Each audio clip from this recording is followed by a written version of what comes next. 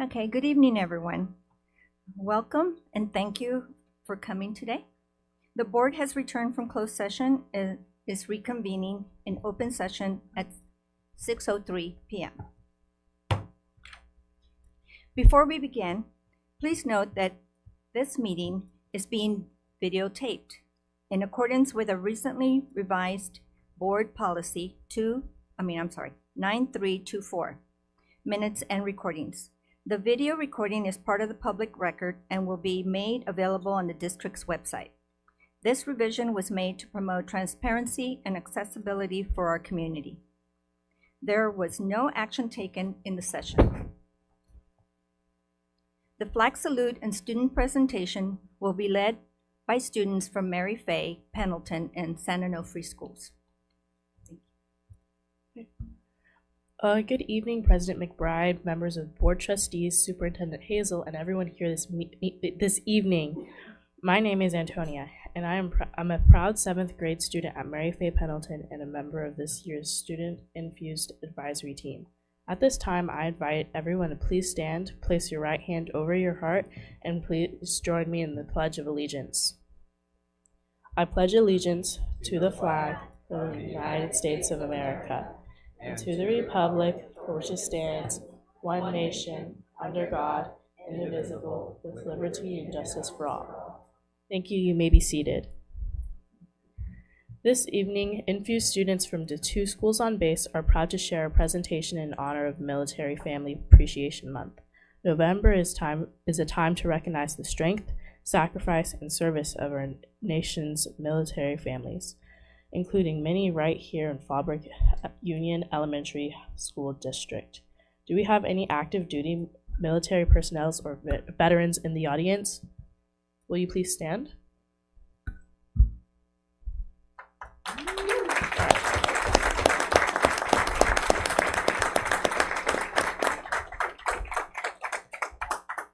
I'd like to wish all the Marines here today a very happy 250th birthday. You look great for being 250 years old.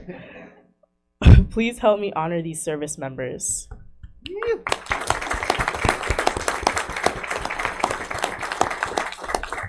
Thank you. And their families. Woo!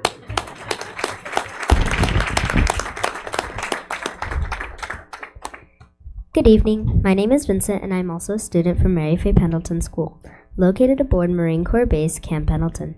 Proud son of a USMC staff sergeant, and my grandfather is a veteran too. Our district has a special relationship with the Marine Corps. In fact, Fallbrook Union Elementary School District has been serving Camp Pendleton families since before the base was officially established in 1942. Today, Camp Pendleton is home to more than 42,000 active duty Marines and their families, and nearly 1 in every 4 students in our district is military connected. Here are 4 cool, unique facts about Camp Pendleton and going to school on base. Number 1. Before it was a base, Camp Pendleton was a western ranch and movies were filmed on the rolling hills. We enjoy that same vista today. Number 2. Our base has its own beaches, and we see and hear Marines practicing landing boats and helicopters along the shore. Number 3.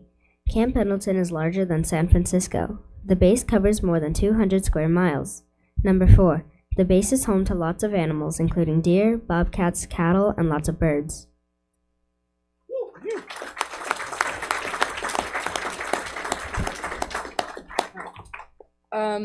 Hello everyone, my name is Kai, proud child of 2 veterans and 1 active duty Marine, and honored to represent Mary Fay Pendleton here tonight. Military families are strong. We move often, sometimes every 2 or 3 years. As students, we meet new friends, start fresh in new schools, and sometimes have to say goodbye to loved ones who leave for training, humanitarian operations, and even deploy to combat. We do this all while learning a challenging curriculum and reaching high academic standards. Even though that can be hard, we are resilient. We learn to adapt quickly, work hard, and support one another, just like our parents support our country. As students in the Fallbrook Union Elementary School District, we feel fortunate to have schools that understand what it means to be military connected. From welcoming new students with open arms to helping us adjust when our parents deploy, our teachers and support staff really care about us. Shout out to Mr. Rivas because he makes learning fun and enjoyable for me and all the other kids in middle school at Mary Fay.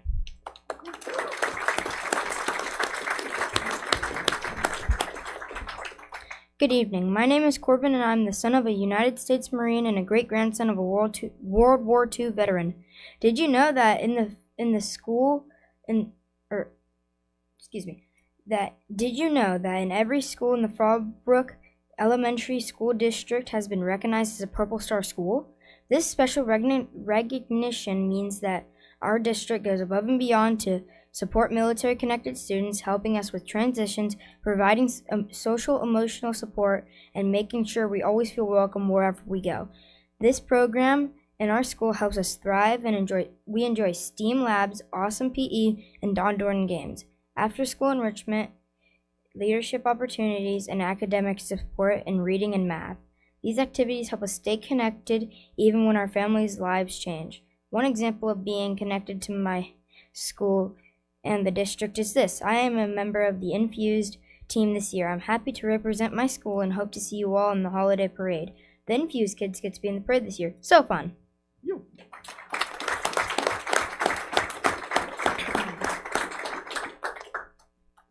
Hi, my name is Zaya, also the proud daughter of a sailor and 7th grader at Sano. As we celebrate Military Family Appreciation Month and look ahead to Thanksgiving, we want to take a moment to say thank you. Thank you to our families who serve. Thank you to our teachers, support staff, and principals who support us. And thank you to the Board of Trustees.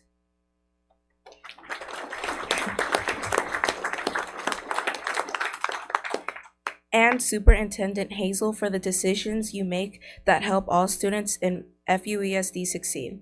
Around the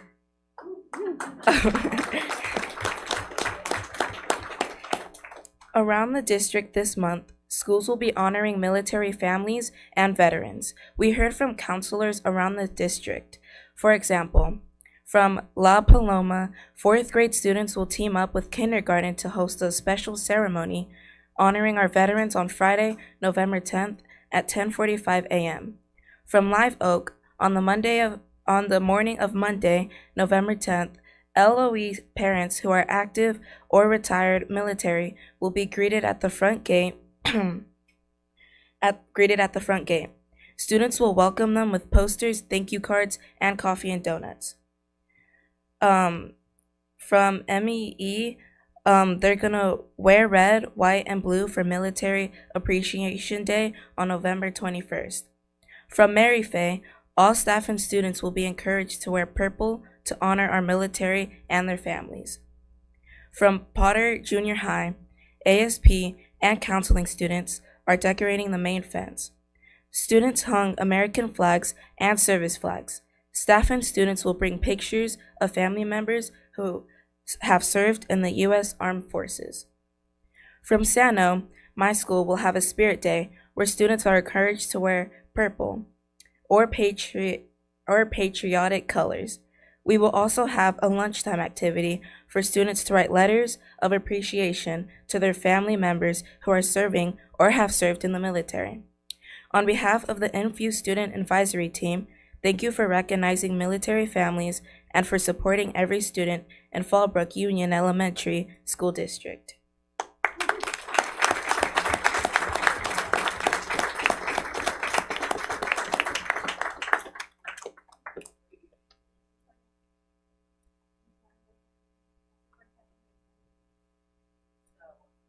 As you might know, part of the work that we do in Fallbrook is really foster leadership. So we're a leader in the district, and that means we encourage all of our students to be public speakers, to organize events, and so as you can see, we're super proud of our leaders here tonight. Let's give them all a round of applause.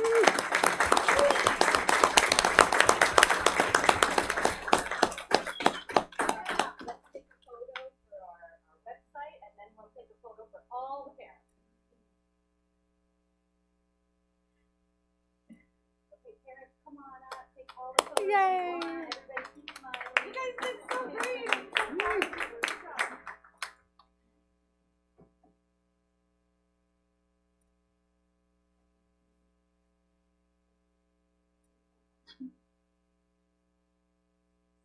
Thank you. All right, good job, guys.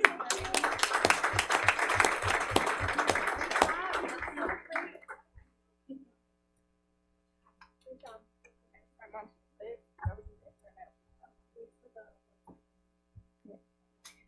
Okay. It is recommended the governing board approve the minutes of October 2nd, 2025 regular board meeting. Do I have a motion? I'll motion. Thank you. A second? Second. Any comments or questions? Okay, I will call for the vote. Trustee Goldbeck, Aye. Trustee Favela, Aye. Trustee Moran, Aye. Trustee Henson, Aye. and I also vote aye, so the motion passes. Okay, Dr. Paul isn't here, so we'll move on to the board. Now we'll be moving on to reports from the board, starting with Trustee Goldbeck. Good evening, family, friends. My wife and daughters and young son are here, and we're all. This is the first time that I've had a meeting with them here in a while, so I'm a little nervous. That's funny. But I am the Area 1 representative, which is the area north of town all the way up into Duluth and on to Camp Pendleton. I'm a Navy veteran, so my job is to represent our community on this school board, which, we really care about all these children, and we are really proud of the progress that they're making and the hard work that this district is making. And if you guys stick around, you're going to get to see the official numbers that Monica's going to get to talk about. And it's a result of a lot of hard work and a lot of dedication and a lot of commitment from our community. So that's one really exciting thing that's happening tonight. Another really exciting thing that's happening tonight is about reading. And reading is one way that we as parents can really help our kids develop that love of learning and then learn in their own way, in their own pace, and the subjects that interest them. So the more that we can read to our kids, the more they're going to develop that love of learning. And even listening to books on tape can be a great way to develop that love of learning and reading as well. And I know my kids have been listening to Harry Potter since they were like 2 years old, and they started reading Harry Potter when they were in like second grade. And that's a great hack that I would love to share with you all. Okay, third thing. One presentation that's going to be going on tonight is about the bonds that we could, as a community, come together and make happen.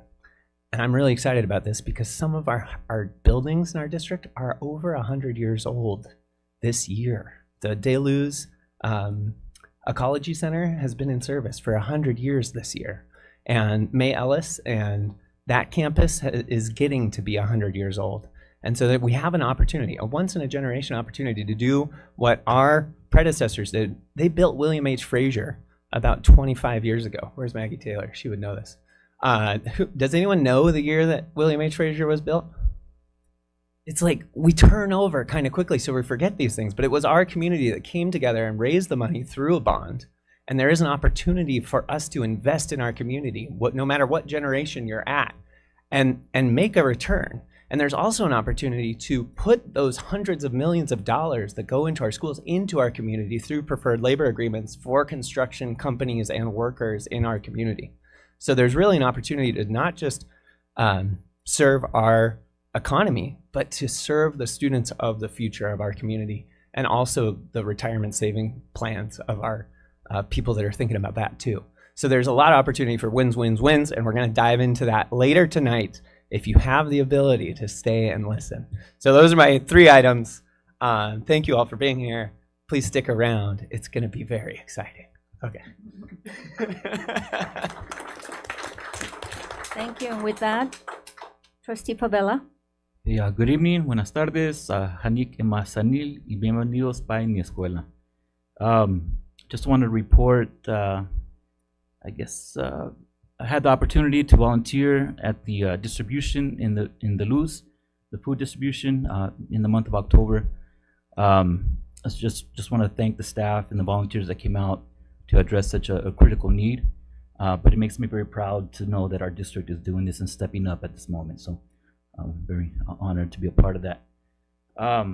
Speaking of good news, I love walking into our local markets and seeing FUESD named as a star district. A lot of good stuff happening. It's going to be great announcements happening today.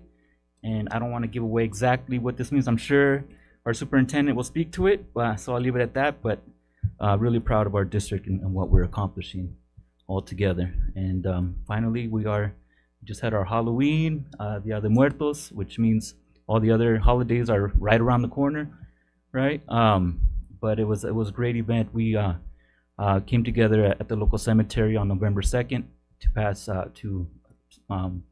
in community, to observe the other muertos. It's a great event.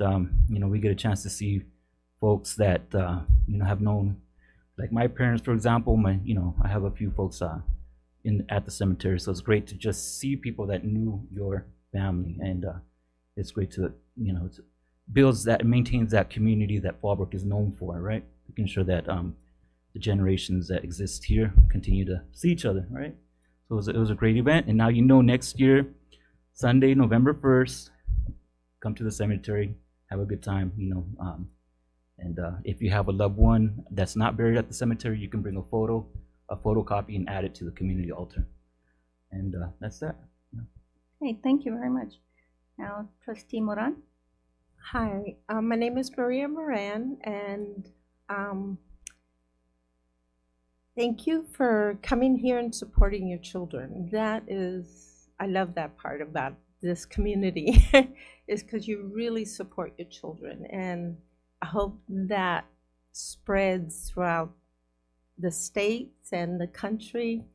So I just wanted to tell you thank you. Thank you very much for being here with your babies. Thank you. And Trustee Henson. This time.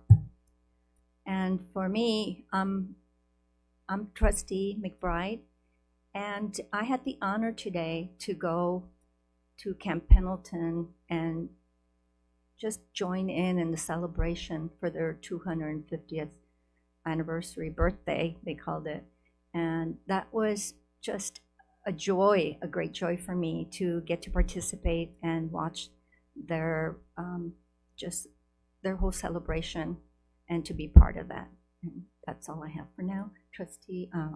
Superintendent Hazel, if you would give your report, please. Thank you. Good evening, everyone. I am proud to share some honors today. So as you know, we hit the front page of the Village News. We were really excited. Our district was named as an honor roll star district. And so we're really excited and proud about that. Additionally, we had La Paloma, Live Oak, Mary Fay Pendleton, and San Onofre separately honored as honor roll schools. So in addition to having us designated as an honor roll district, we also had our honor roll schools. So I'm really exceptionally proud of this. This really speaks to the amazing work that our staff has been doing. I share with you, it was also Principal Appreciation Month, and we have the most amazing principals in this district that just give 110% all the time, that support our teachers as well. And so this award is for all of our staff, all of our students, and all of our parents and community members, because everybody contributes to the success of our district. So I couldn't be more excited. And I've known it. I mean, for our principals know, and our kids know, I'm at schools once a month at least. I go to every single school, and I'm in classrooms all the time. So I could have told you we were a star district, but it's really exciting to get that notoriety at the state level. So very, very proud of that, and proud of our principals.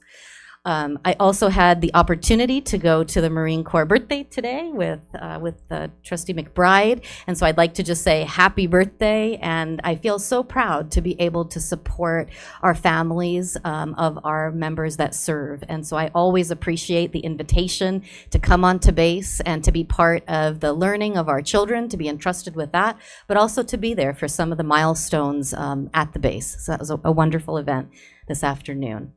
And so a little bit later, we're going to have a more comprehensive presentation related to our to the gains that we've made as a district. But I do want to share, we had a 10% goal for our district to make some increases, and over 2 years we hit almost 10%. We're 9.6 and 9.4, and statistically that was at the top of the state.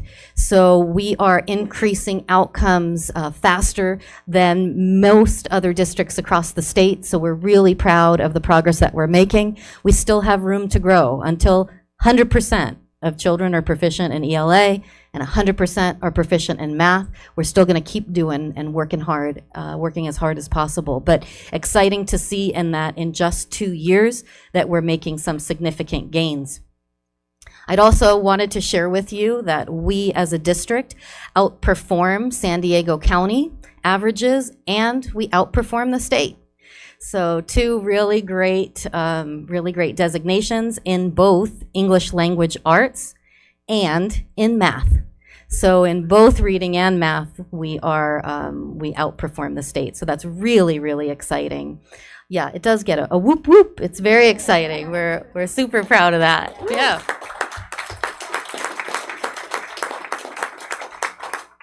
Okay, so when you look at all of the different districts that are in our county, I wanted to share this with you because there is almost 40 districts in the county, and I picked for you the top 9 in the county. And so when you look at the rankings in our in the county, take a look at where Fallbrook is.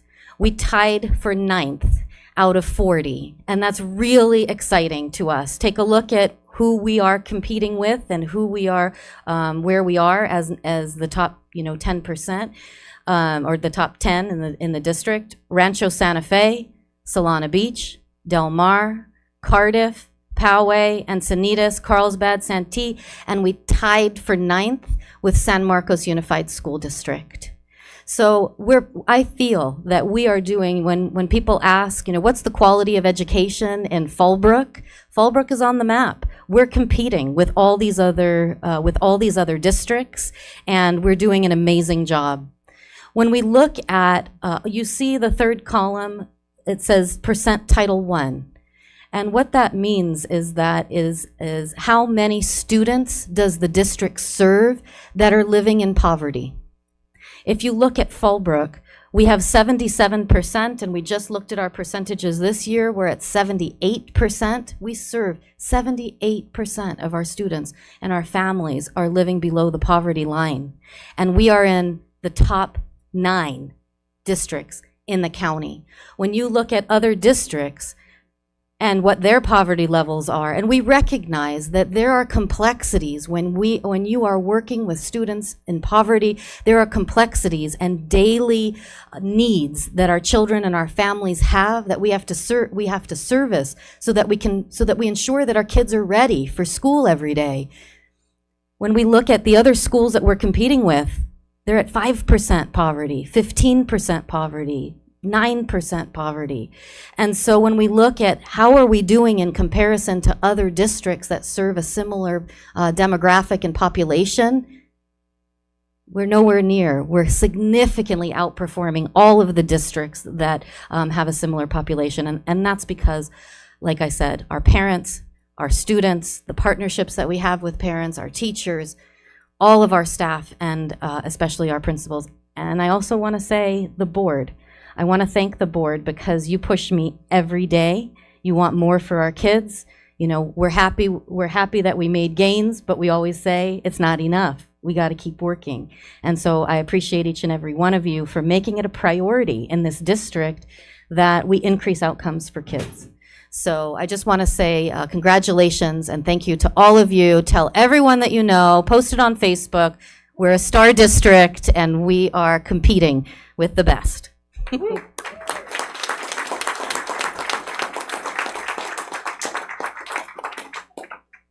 Thank you for that, Superintendent. And next, we'll have Frank to present the Attendance Award.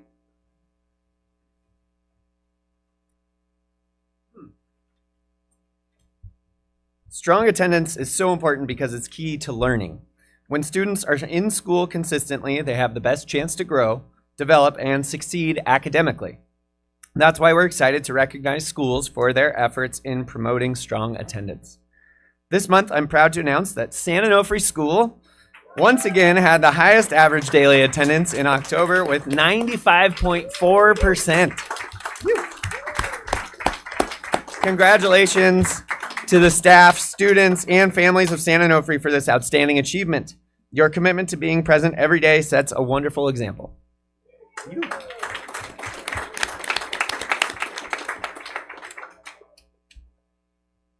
Okay. So Fallbrook Union Elementary School District continues its dedication to fostering a love of reading. To kick off our reading awards, we're proud to recognize our top fifth and sixth graders, sixth grade readers from each school, along with our top Potter student. Each of these students are leading the reading charge at their schools over the last 4 weeks. Congratulations, and please come up when your name is called, and we will take a picture also. So starting with Fallbrook STEM Academy, Jose Nazario Juarez Nicolás.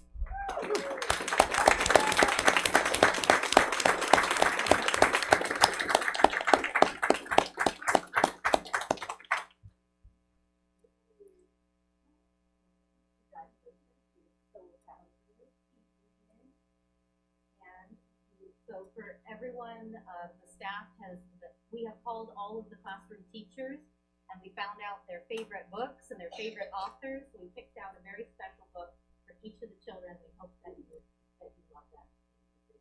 Congratulations. Thank you. Next is from La Paloma Elementary, Alejandra Silvestre.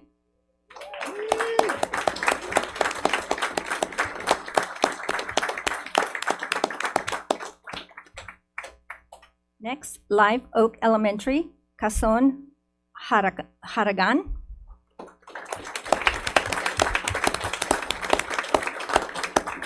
Do we have Kason here? No. From Mary Faye Pendleton, Scarlett Fippen.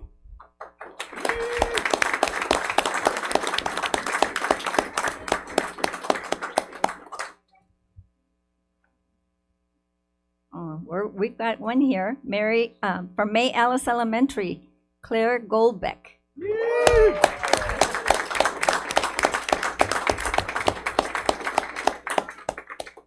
Any similarity?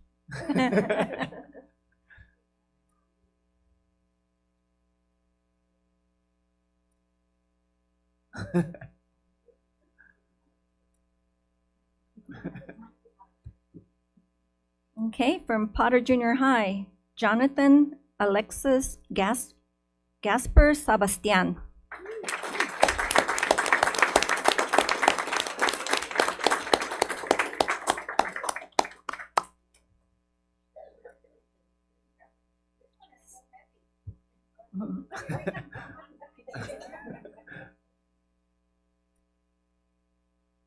And from San Onofre School, Wesley Ferricius.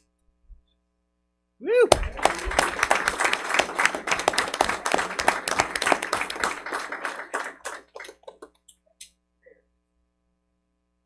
And last but not least, from William H. Frazier, Felix Pardel.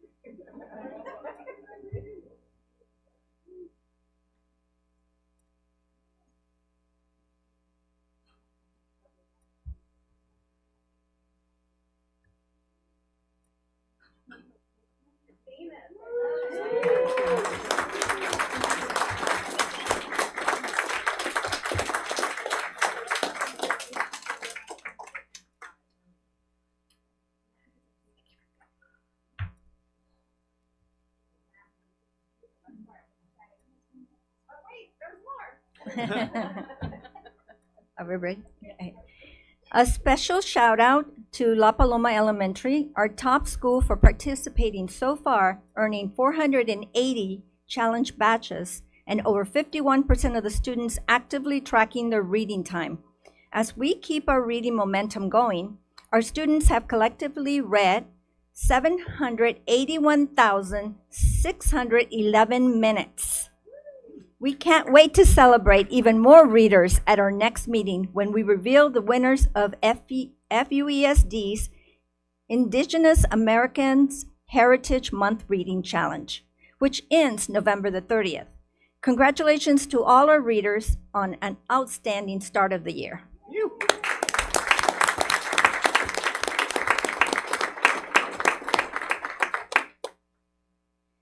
Next, Trustee Ricardo Favela will present the Math Awards.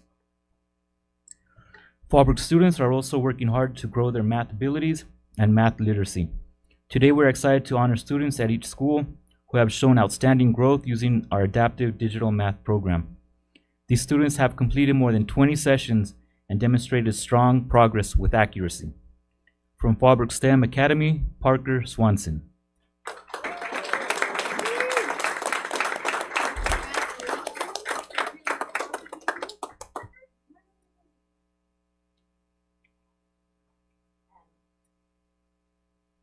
We've got a really fun, we hear this is really cool right now. It's called Pass the Pigs, a dice game for all of the kids to practice their math. So we hope you love it. Play it lots at home.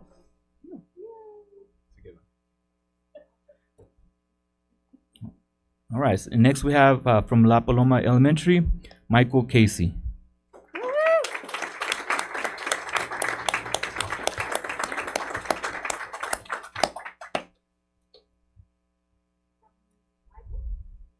From La Paloma.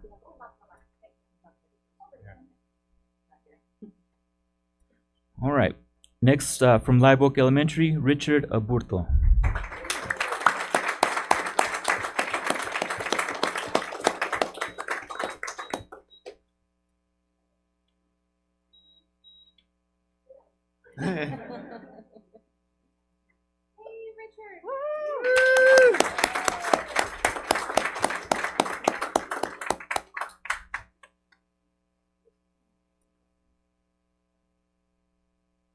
From Mayales Elementary, Paulina Hernandez.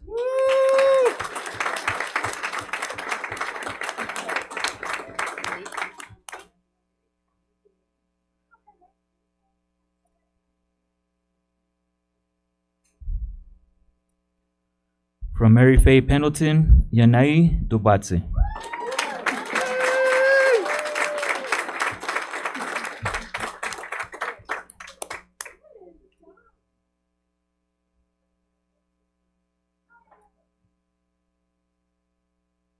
From Potter Junior High School, Jacob Pooley.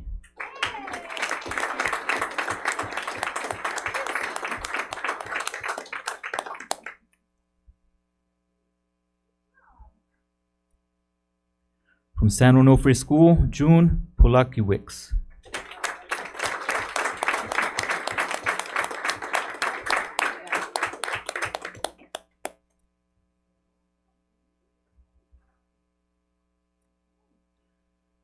And from William Fraser, David Gomez.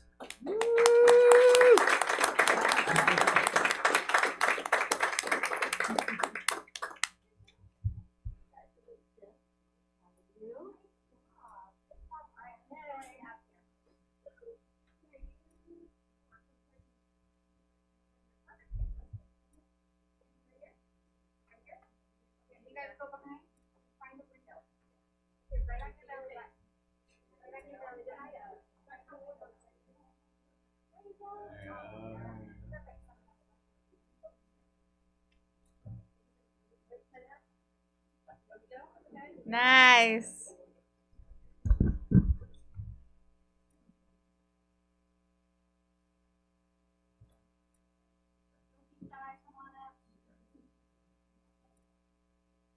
Good job, mathematicians.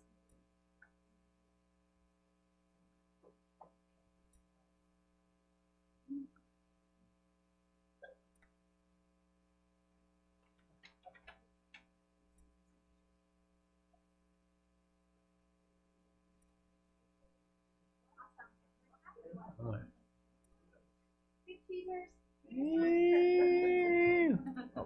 are you doing?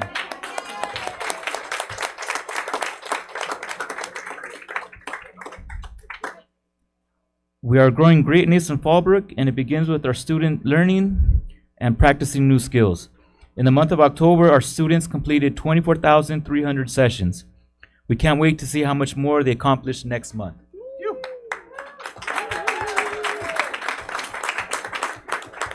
And parents, we thank you for coming. We know that it's dinner time. We'd love for you to stay for our presentations, but we also recognize you have homework and dinner. So thank you again.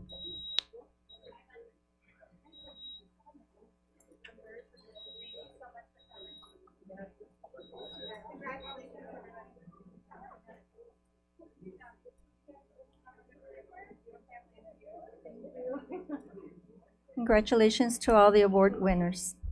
Thank you, families.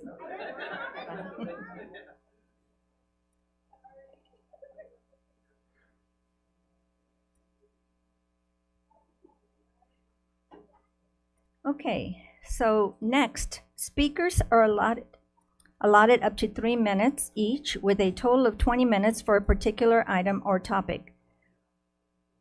I'm sorry. At this time, we will hear public comments related to items on the open session agenda, as well as non-agenda matters with the board's jurisdiction. Trustee Moran, do we have any speakers? Yes, we do. Thank you. Brina Walker Asuembu. Okay. So I'll continue with, while the Brown Act allows the board to hear issues within its jurisdiction from the public that are not on the agenda, it only allows the board to respond in a very limited manner, such as providing direction to staff. If the board were to have more than this type of brief discussion on an item not on the agenda, it could be a violation of the Brown's Act's rules for posting the agenda. To address the governing board, members of the public must have submitted a completed speaker card to the clerk of the board before the open session portion of the meeting began. We ask the speakers to comply with our district civility code. Please watch this short video for details.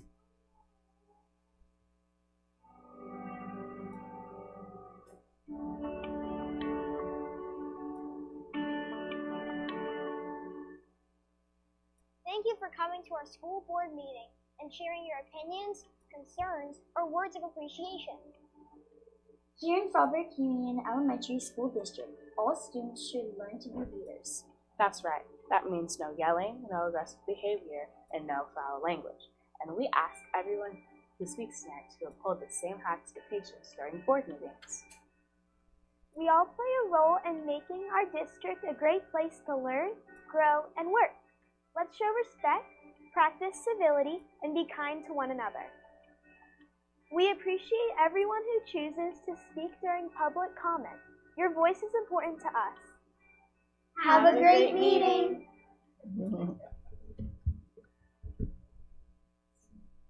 Thank you. You have the floor. Good evening, board members. My name is Brenna Walker Swaybo. I am a proud parent of 3 children who have filtered through the Fallbrook Union School District. My 2 older children, my son and daughter, my daughter with me today is a second-year college student. She's a sophomore in college. They had gone to Fallbrook High School. And my youngest, Jova, who I'm here to share about, is currently a 6th grader at Live Oak. Sorry.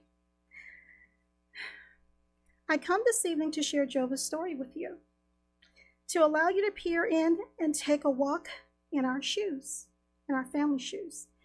And along the way, you'll get to step in my own shoes a bit as my children's first and best advocate, is what I like to call myself.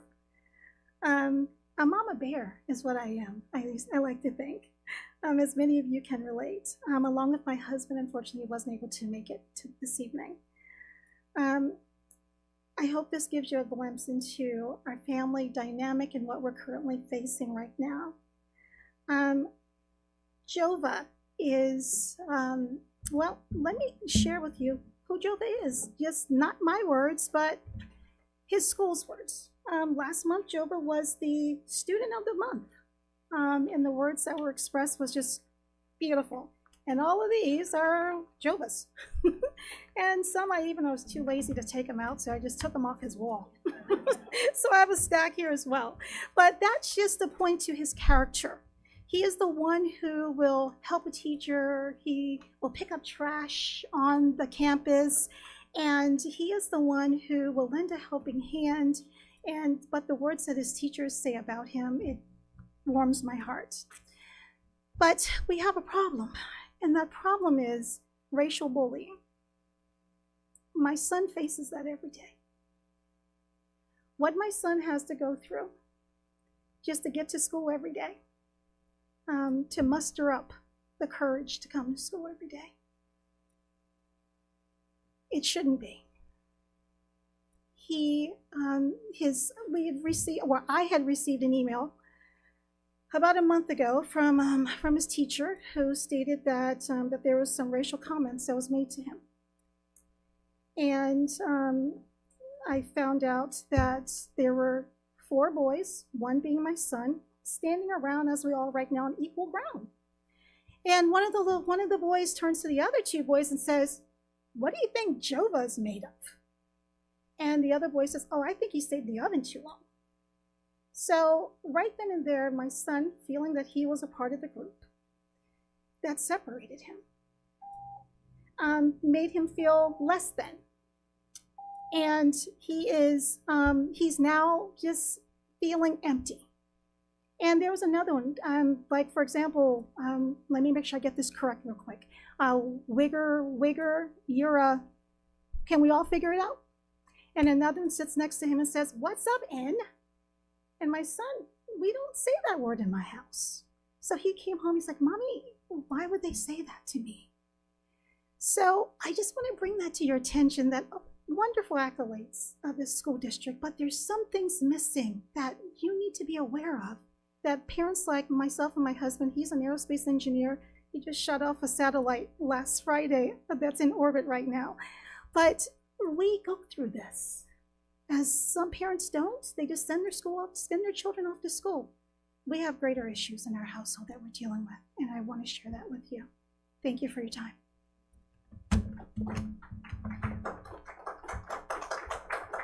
So I just want to say that I'm very, very sorry that happened, that was sad. That type of language has no place in our schools. And my heart is beating really hard, very fast. Superintendent Hazel, would you please follow up with the family and discuss the next steps of this? Thanks. Thank you for letting us know.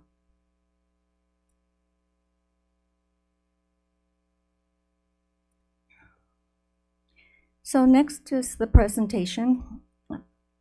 Ms. Tavga Bustani, Assistant Superintendent, Educational Services, will present an update to the board on the 2025 CAASPP ELA and math results.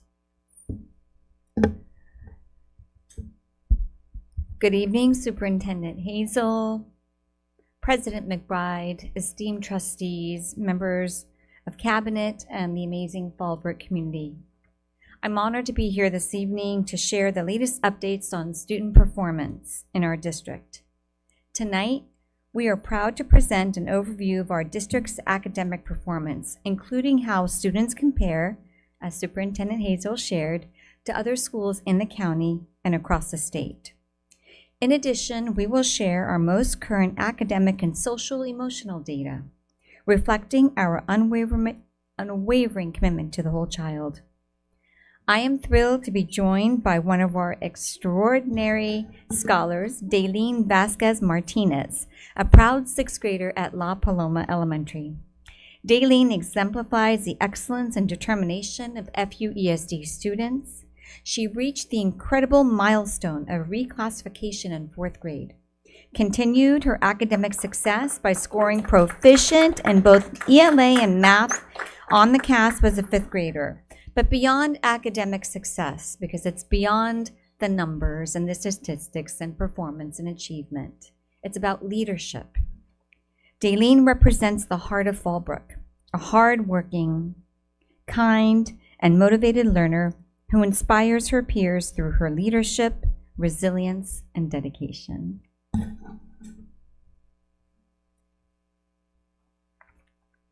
Good evening, board members. My name is Daylene, and I am so excited to share how FUESD students like me are doing in school academically and socio-emotionally. We are going to start our presentation with the beliefs you hold about us as students. You believe in our ability to achieve excellence when we have the support and resources we need. You believe schools should be safe places where we belong and build our confidence. And you believe our success is strengthened when our families and our community are involved in our learning. These beliefs mean that you put students, us, first and at the heart of all decisions. Because of your vision, we're learning real-world skills that help us shine in school and in life. We're growing into confident, compassionate, and courageous leaders, ready to make a difference in our world, in our community, and in the world. And guess what? It's working. Our CASP results are rising to heights we've never seen before, at least in my lifetime, that is. You may be wondering what CASP is and why it's so important. CASP is California's state assessment that checks how well we're meeting grade level standards. The results help our teachers plan smarter and help us set goals we can actually reach. It includes ELA and math for grades 3rd through 8 and science in grades 5th and 8. There are 4 levels: exceeded, met, nearly met, not met. We also look at growth. Am I moving in the right direction? So why does CASP matter to me? First, it shows my strengths and my next steps. Second, it helps my school choose the right support so I can do my best. Bottom line, CASP helps us show what we know today and map out how to be even better tomorrow. It's like a GPS, but for learning. Now it's time for the good stuff, our results. Ms. Vastani, the floor is yours to share how we performed. How do I follow that, Daylene? How do I follow that? 2 years ago, our superintendent dared us to believe in 10-10-10. 10% growth in ELA and a 10% growth in math, and 10% chronically fewer students in our district. Some asked, can we even do this? Is this really even possible? And tonight, the answer is an unequivocal yes. It can be done, and it is being done here in Fallbrook. We are posting the strongest gains in a decade, not by chance, but by design. Not by luck, but intentionality. Research-based systems, evidence-based practices, and a district with adults that believe in the brilliance of our students deliver on the promise of public education. We are proudly standing as a community and saying to the public with conviction that students like Daylene's success isn't the exception, it's the expectation. As Superintendent Hazel shared, our trajectory is up and it's sustained. In ELA, we've climbed. You'll see the growth there. I don't need to read numbers to you. 9.6% growth in 2 years in ELA and a 9.4% growth in mathematics. Even though we're proud of this momentum, as our superintendent shared, it's not 100%. We recognize that our work is far from over. We will work relentlessly, student by student, classroom by classroom, until we lift more students to proficiency and close the achievement gap.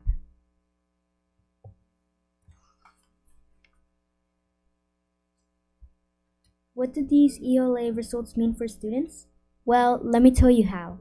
We can stick with longer texts with stamina. Our reading muscles are stronger. We can write more than 1 or 2 sentences, full paragraphs with the claim, evidence, and reasoning. Yes, our thumbs can handle more than a text message. For this example, we would read multiple sources, write 3 short research responses, and an entire narrative story. This is no walk in the park, but as Superintendent Hazel always says, we can do hard things, and we are proving to her and the world that we can.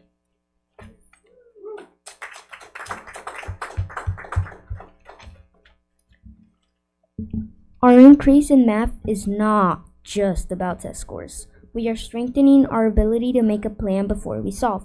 Estimate first, choose a strategy, and check if our answers make sense. We can learn from our mistakes and explain how to avoid it next time. We can show ideas in different ways, tables, graphs, models, and equations, to see the pattern clearly. For example, in math today, I estimated first, then used the table and a graph to check my plan. My answer looked off, so I found a mistake in my equation and fixed it. When I compared my work with my partner, we combined the best parts of both strategies, and our final solution actually made sense.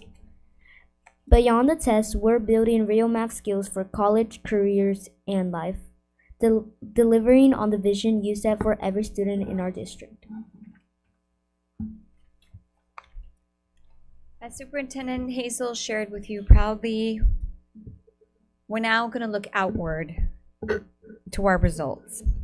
How does Fallbrook compare to performance across the county and the state? In ELA, we are at 57% proficiency, and the county average is 54%. The state average is 49%. So we are not only outperforming the state, but we are also outpacing the county, a strong indication that our instructional focus and the hard work of our educators and our students are paying off. In math, we performed 45% proficiency. The county average is 42%, and the state average is 37%. Our students are outperforming the state. This means that we are making important progress, and it reflects the collective effort across our system, strong leadership at our schools, focused professional learning, and the hard work of our dedicated teachers and our committed students.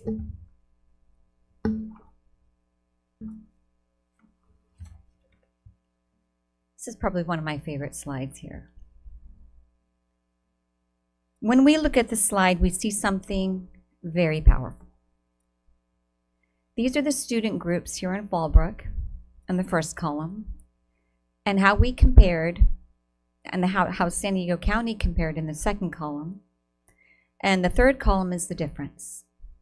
Then you'll see how the student groups in California performed, and the difference in Fallbrook compared to that. Look at those numbers. Take a moment and let that sink in. Every single student group, every single one, is outperforming at the county and the state level. Notably, you have our students who are classified as low income. Their performance is nothing short of inspiring. Our students are 11 percentage points ahead of the county and 12 percentage points ahead of the state. This is remarkable and speaks to what happens when we hold high expectations, providing strong support to ensure every student know they belong and succeed. This is Fallbrook, and this is what our students can achieve.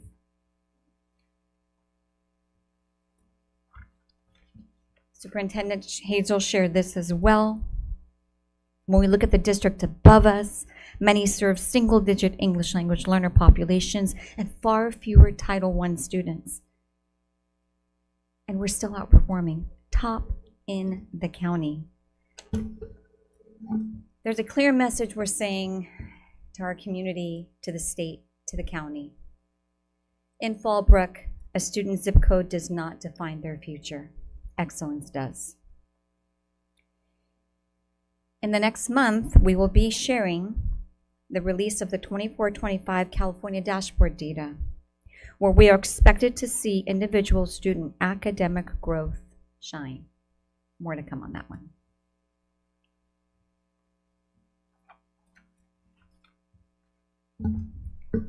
It feels so awesome to be part of a district that really cares about helping us succeed and improving opportunities for all students learning English. We all know that learning a new language doesn't happen overnight.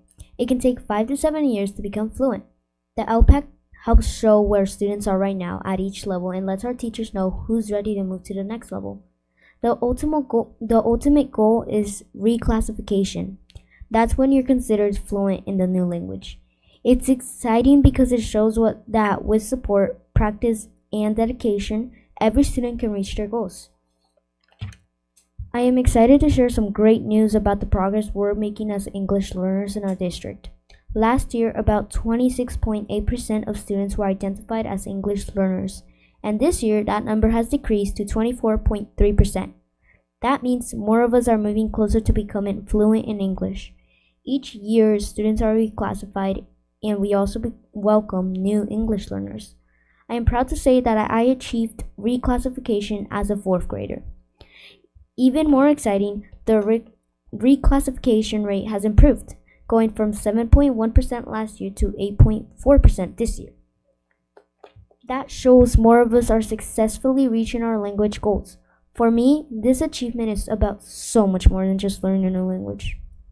It means having the confidence to express myself, participate in class, and work toward my dreams.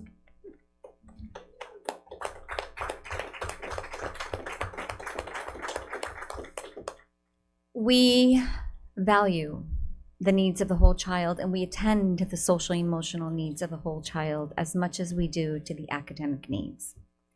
3 times a year, with parent consent, students participate in a social emotional learning survey.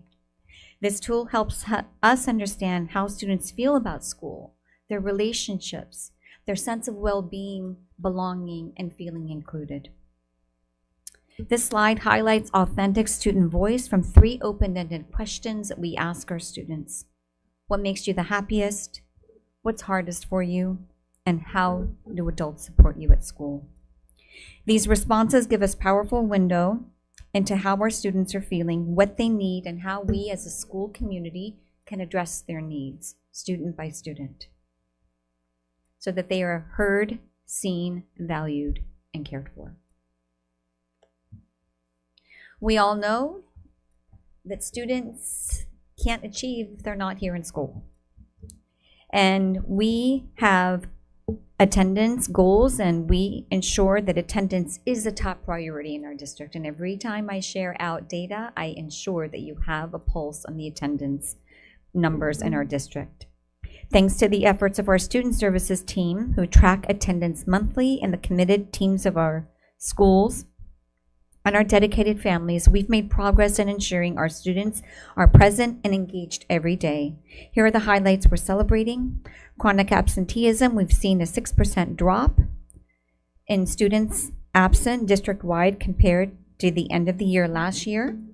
Daily attendance, an impressive 95% of our students are attending school each day, making an increase of 1% since last year.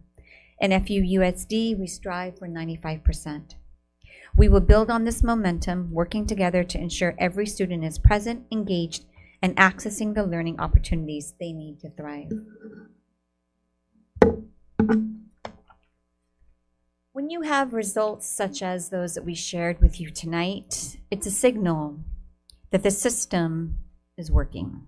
There's room for improvement, but there are strong signs that the research-based drivers we've put in place are making an impact. Every classroom, in every department, in every school, we're seeing growth. Strong Tier 1 instruction, ensuring that students have the social and emotional support, our investment in professional learning communities, leadership development, clear goals, starting from the top set by a superintendent, all the way down to the kid level. We're setting goals and we're tracking progress. Schools are monitoring student learning, kid by kid, by name, by strength, and by need. We're tracking growth, and we're providing those timely interventions. We're not waiting 3 times a year to check in on student learning. Teachers are tracking daily, weekly, monthly, the progress of every student. That's what's making an impact, all within the culture of reading and achievement. Michael Fullen calls this systemness. And that's where systems and the right drivers are all aligned, working in the entire organization, creating system-wide success, not pockets, which is what we see in a lot of districts, but an entire system moving in the right direction. So where are we now, and where do we need to go in order to reach our goal? To keep us on track, we've established an incremental benchmarks throughout the year. On this slide, the marker labeled "We Are Here" shows our current progress right on schedule. ELA goal of 67 proficiency. We need a January benchmark of 56%. That is our goal in January. When I come back and share out data, I'm going to share with you where we are with that. This is requiring a 7% increase. In math, the goal of 55% proficiency, we have a January benchmark of 47%, requiring a 4% increase.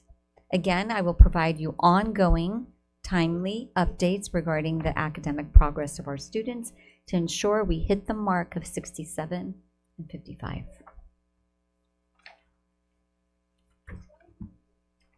In closing, I want to say that the growth in our academic data is more than numbers. We've always said that. I mean, we're proud of our numbers, but behind every number, there's a story and the face of a child. And that's why we're here. We are proving together that we can reach unprecedented heights of academic success. We are proven that we can transform the lives of students, ignite potential, and open doors of opportunities for students that they may not have even dreamed of. And we will not stop. We will continue until every student is empowered, every student is confident, and every student is fully prepared to thrive and compete at the highest level. This is more than a goal on a slide deck. It's more than a goal on a piece of paper, because anybody can do that. This is our moral imperative, our promise, and our legacy. Thank you.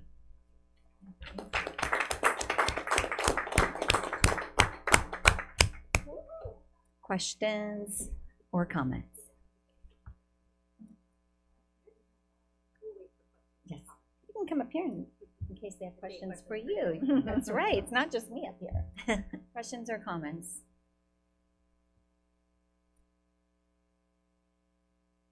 Thank you. Well, definitely was looking forward to sharing this information. Thank you for the breakdown. And I know it's a lot of work, the constant assessment, everything that's going into it. So just want to, express my appreciation. Thank you very much to all the staff. Yeah. Mm-hmm. And we want to also thank the board trustees for your faith in us, your trust in us, and your confidence in us, and setting the goals and setting high expectations for everyone across the district. Thank you. Thank you for the great presentation.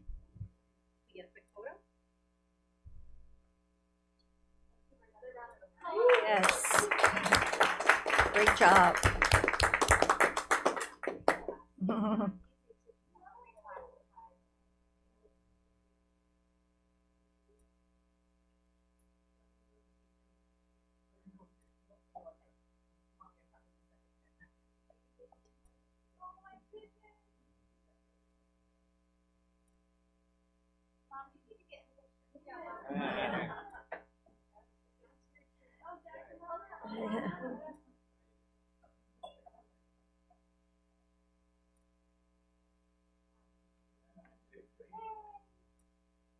Between on the other side of your dog, right there. There you go.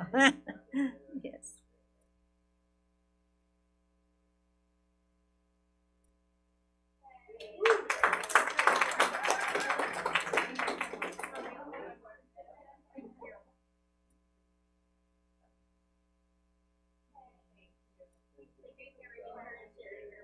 Yeah.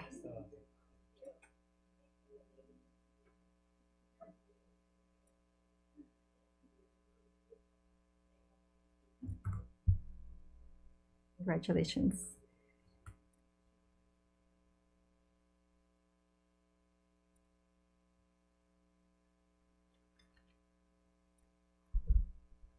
Okay, so next is Mr. Jen Kim, Director of Education Facilities Financing with B of A and B of A Securities Incorporated. Well, and he will be he will present information on general obligations bonds. Good evening, Madam President, members of the board, Superintendent Hazel, cabinet, and guests.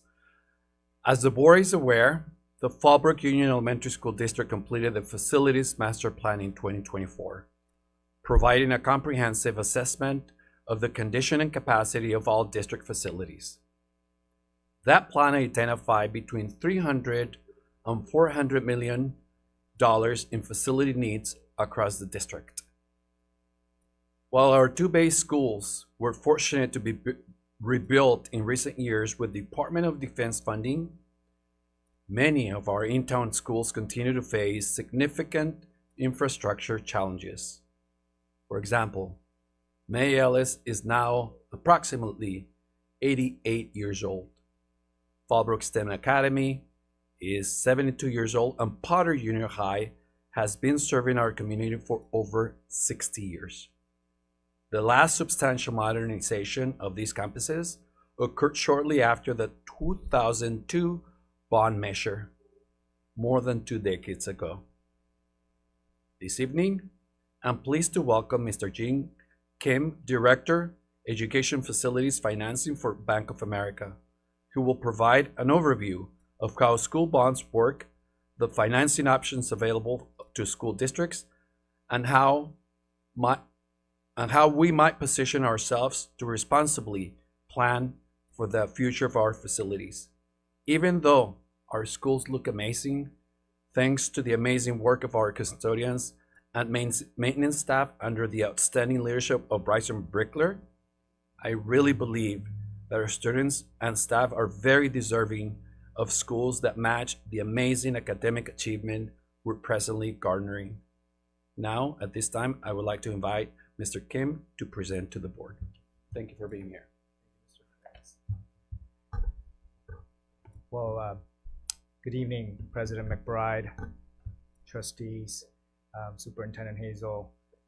Just echoing Mr. Farias' introduction, my name is Jin Kim. I am here on behalf of Bank of America to share with you some information about a method that many school districts use to address their facilities needs. So thank you for inviting me here this evening to share that information. Before I begin going through the slides, which I would like to share with you this evening, I want to just organize the materials for you. The slides are divided into two parts. The first part is an overview about what a general obligation bond is, some of the considerations that should be thought about as we begin to explore and investigate a potential general obligation bond. And then we'll review a little bit about our past GO bond, which was Proposition X about 23 years ago. And then I'd like to just conclude with some of the milestones involved as you think about the potential exploration of a new bond, either in the next election cycle or the subsequent election cycle, whichever the board and the community chooses to do. So with that in mind, I'd like to start off with just a cursory overview about what is a general obligation bond. A general obligation bond is essentially a financing tool that's widely used by school districts up and down the state.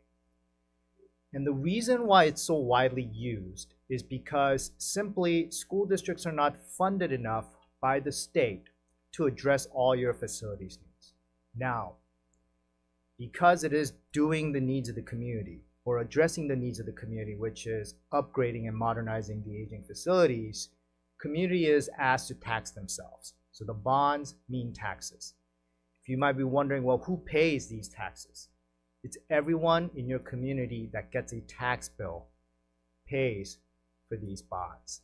Just to give you an idea of how widely a general obligation bond is used up and down the state, last November, there were over 250 school districts in the state that asked their community to support their districts through a bond.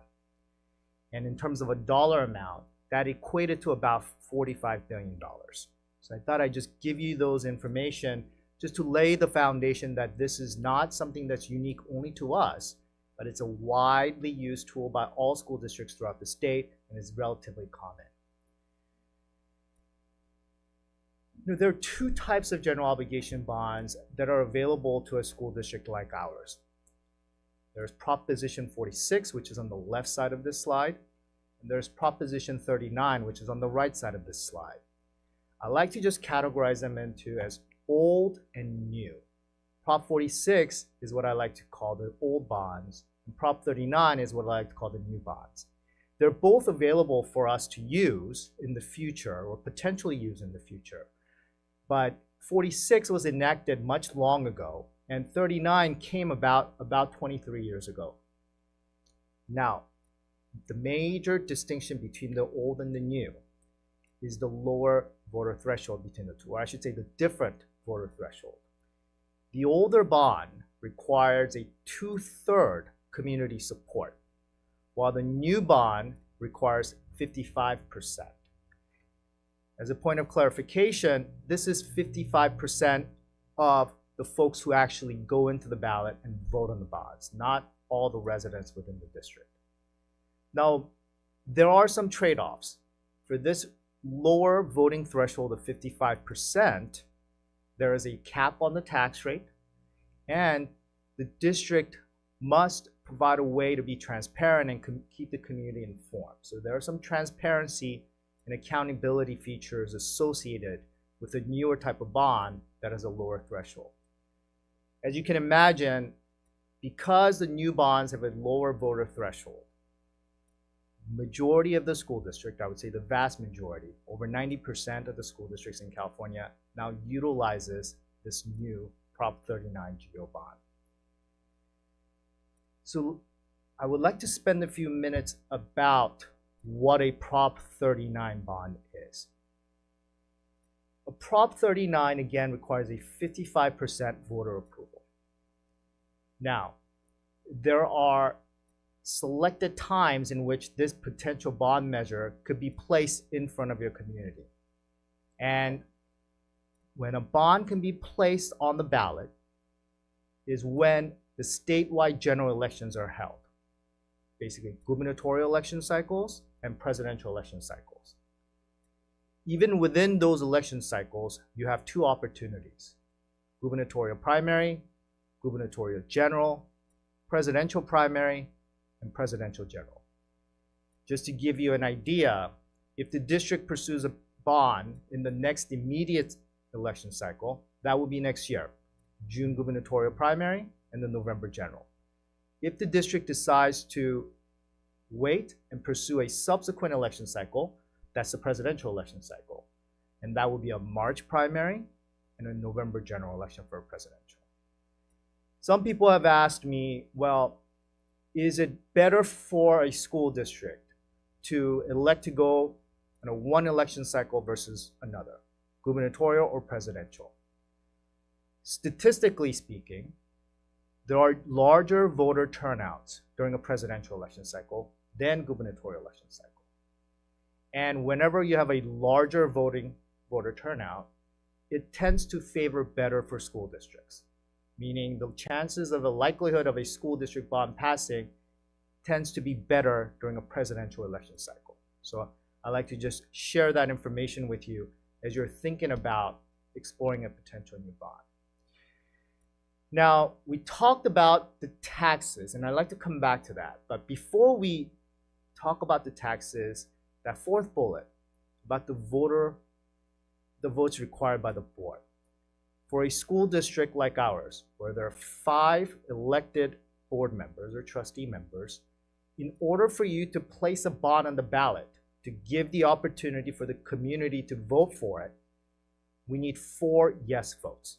So for whatever reason, if one board member is absent on the day in which a resolution calling for the election comes before you for your authorization, if there are only 4 of you, we need all 4 board members to vote yes. Not 3 yeses and 1 abstain, but we need 4 affirmative votes. So I wanted to just mention that to you as well. Now, let's talk about the taxes. Bonds mean taxes, and everybody is required to pay taxes, and no one is exempt. one of the common questions that I get asked is, well, do I get a senior citizen exemption? No, not on a general obligation bond. On a parcel tax, there are senior citizen exemptions, but not for a general obligation bond. And how the taxes are calculated is it's calculated based on your home value. Now, this is where I like to spend a couple minutes to describe for you what that home value is. Because many of us think, you know, I can sell my home for about $700,000 today. My home is worth $700,000. So is that the value in which my taxes are calculated? No, I tell my wives and my friends that if you want to calculate your property taxes, think about the purchase price in which you bought your home for and apply about a 2% annual increase, which is the California Prop 13 that governs how much our taxable value can increase from one year to the next. So generally, in simplified way of looking at it is think about how much you bought your home for, and that's typically the value in which the tax levies are calculated. So while your home may be worth $700,000 today, many of us within this district, their taxable value or the assessed value of your home is maybe $300,000, maybe $400,000. And it's a very common place to see that kind of a differential or delta between the market value and the taxable value of your home. Let's talk about the projects, because one of the main purposes of doing a general obligation bond is to address your facilities needs. I would like to just be clear in that in terms of priority of the projects and deciding which projects get funded out of your general obligation bond program, it's up to the board. You, when you act on a resolution calling for the election, decide which type of projects will be financed or funded with your potential bond in the future.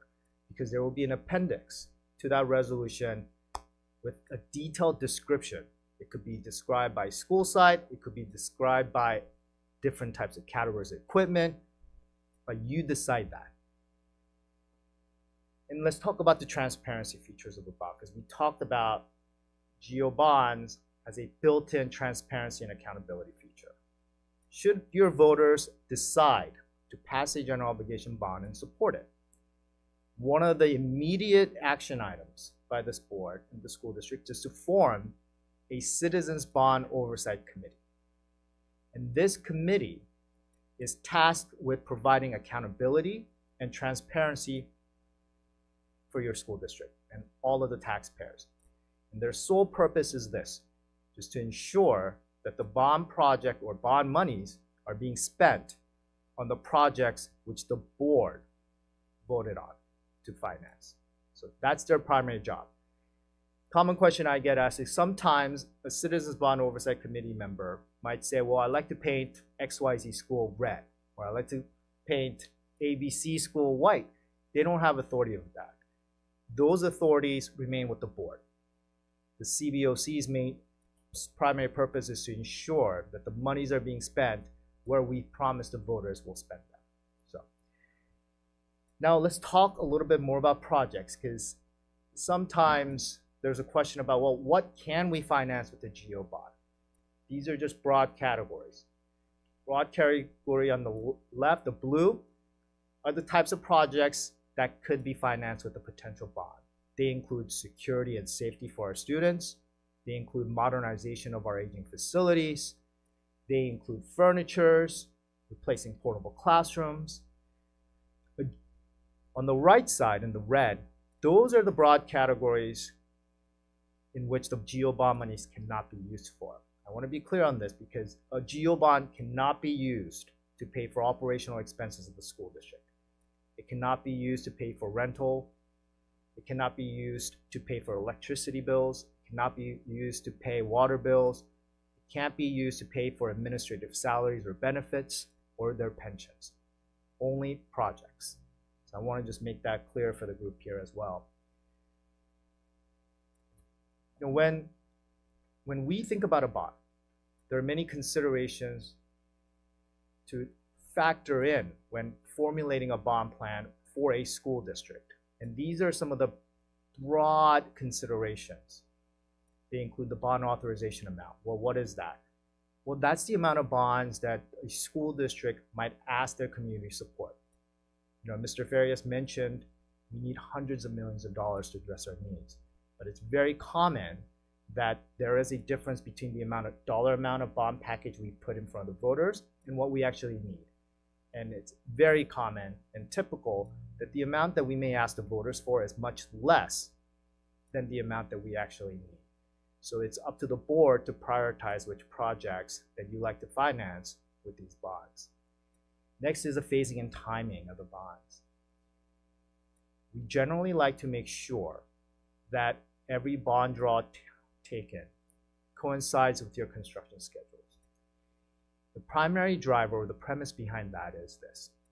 General obligation bond allows the school district to finance projects at the most favorable interest rates possible. These are interest rates that are lower than what you might get from your local bank if you're to take out a construction loan. And these loans are generally categorized as what's called tax-exempt interest rates.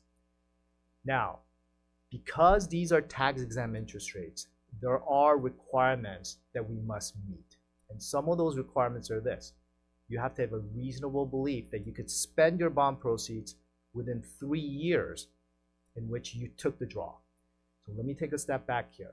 It's not 3 years from the time that the community supports the bond issue. It's 3 years when you take the draw. So think of a bond authorization as this. It's like a line of credit on your home, a home equity line of credit. You may get approved for $100,000 worth of equity line. However, you may only draw on that equity line whenever you need to address a plumbing issue, whenever you need to maybe make a kitchen upgrade. And you only pay interest on the amount that which you drew. The concept is exactly like that for a general obligation bond. Assuming that our community approves a bond of, let's say, $100 million, and this is a hypothetical number, we will not be taking all of that $100 million at once. Most likely, we will divide it up. And we may take portions of that, say $20 million. And that $20 million, when you take that draw, you have to have a reasonable expectation that you could spend that money within 3 years. So the follow-up question that I usually get asked here is, well, do our bond authorizations expire? They never expire. Once the voters approve, that amount can be used within the next 10 years, or it can be used within the next 20 years. So I just want to make that clear as well. Term of the bond issues. This is a repayment period. So every time you draw on the bond authorization, you can decide how long you'd like to repay that amount that you drew. So would you like to repay that within the first 10 years? Would you like to repay that in 20 years or 30 years, like a typical mortgage? Well, how we would decide that is, we would decide that based on the types of projects you would finance. We wouldn't necessarily want to spend 30 years repaying for projects like maybe iPads or laptops that only have a useful life of 3 to 5 years. However, if we are thinking of doing more longer useful life projects like classrooms, modernizing our classrooms and replacing portables, those have a useful life of 20, 25, 30 years. So in those cases, we might repay the bonds over 25, 30, or 30 years. Now, why would anyone want to repay a bond that long? Well, it's just like our mortgage. The longer the repayment period, the less payments we would make on an annual basis, which translates to lower taxes.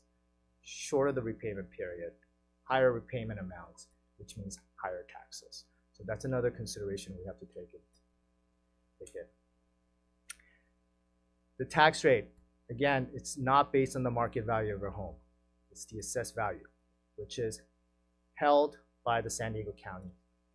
They have your taxable value recorded. And if you'd like to know what your taxable value is, pull out your property tax bill. And there is an assessed value or tax roll value on that bill. And you can see what your assessed valuation is. And many school districts, while they could go for a number of different tax rates, they may decide on a slightly lower targeted tax rate. For instance, the tax rate we can probably go for a Prop 39 bond is $30 per $100,000 of assessed valuation. However, depending on what your poll results say and what your communities might have the appetite for, we may target a lower tax rate. It might be a $25 tax rate per $100,000. It might be a $20 tax rate per $100,000.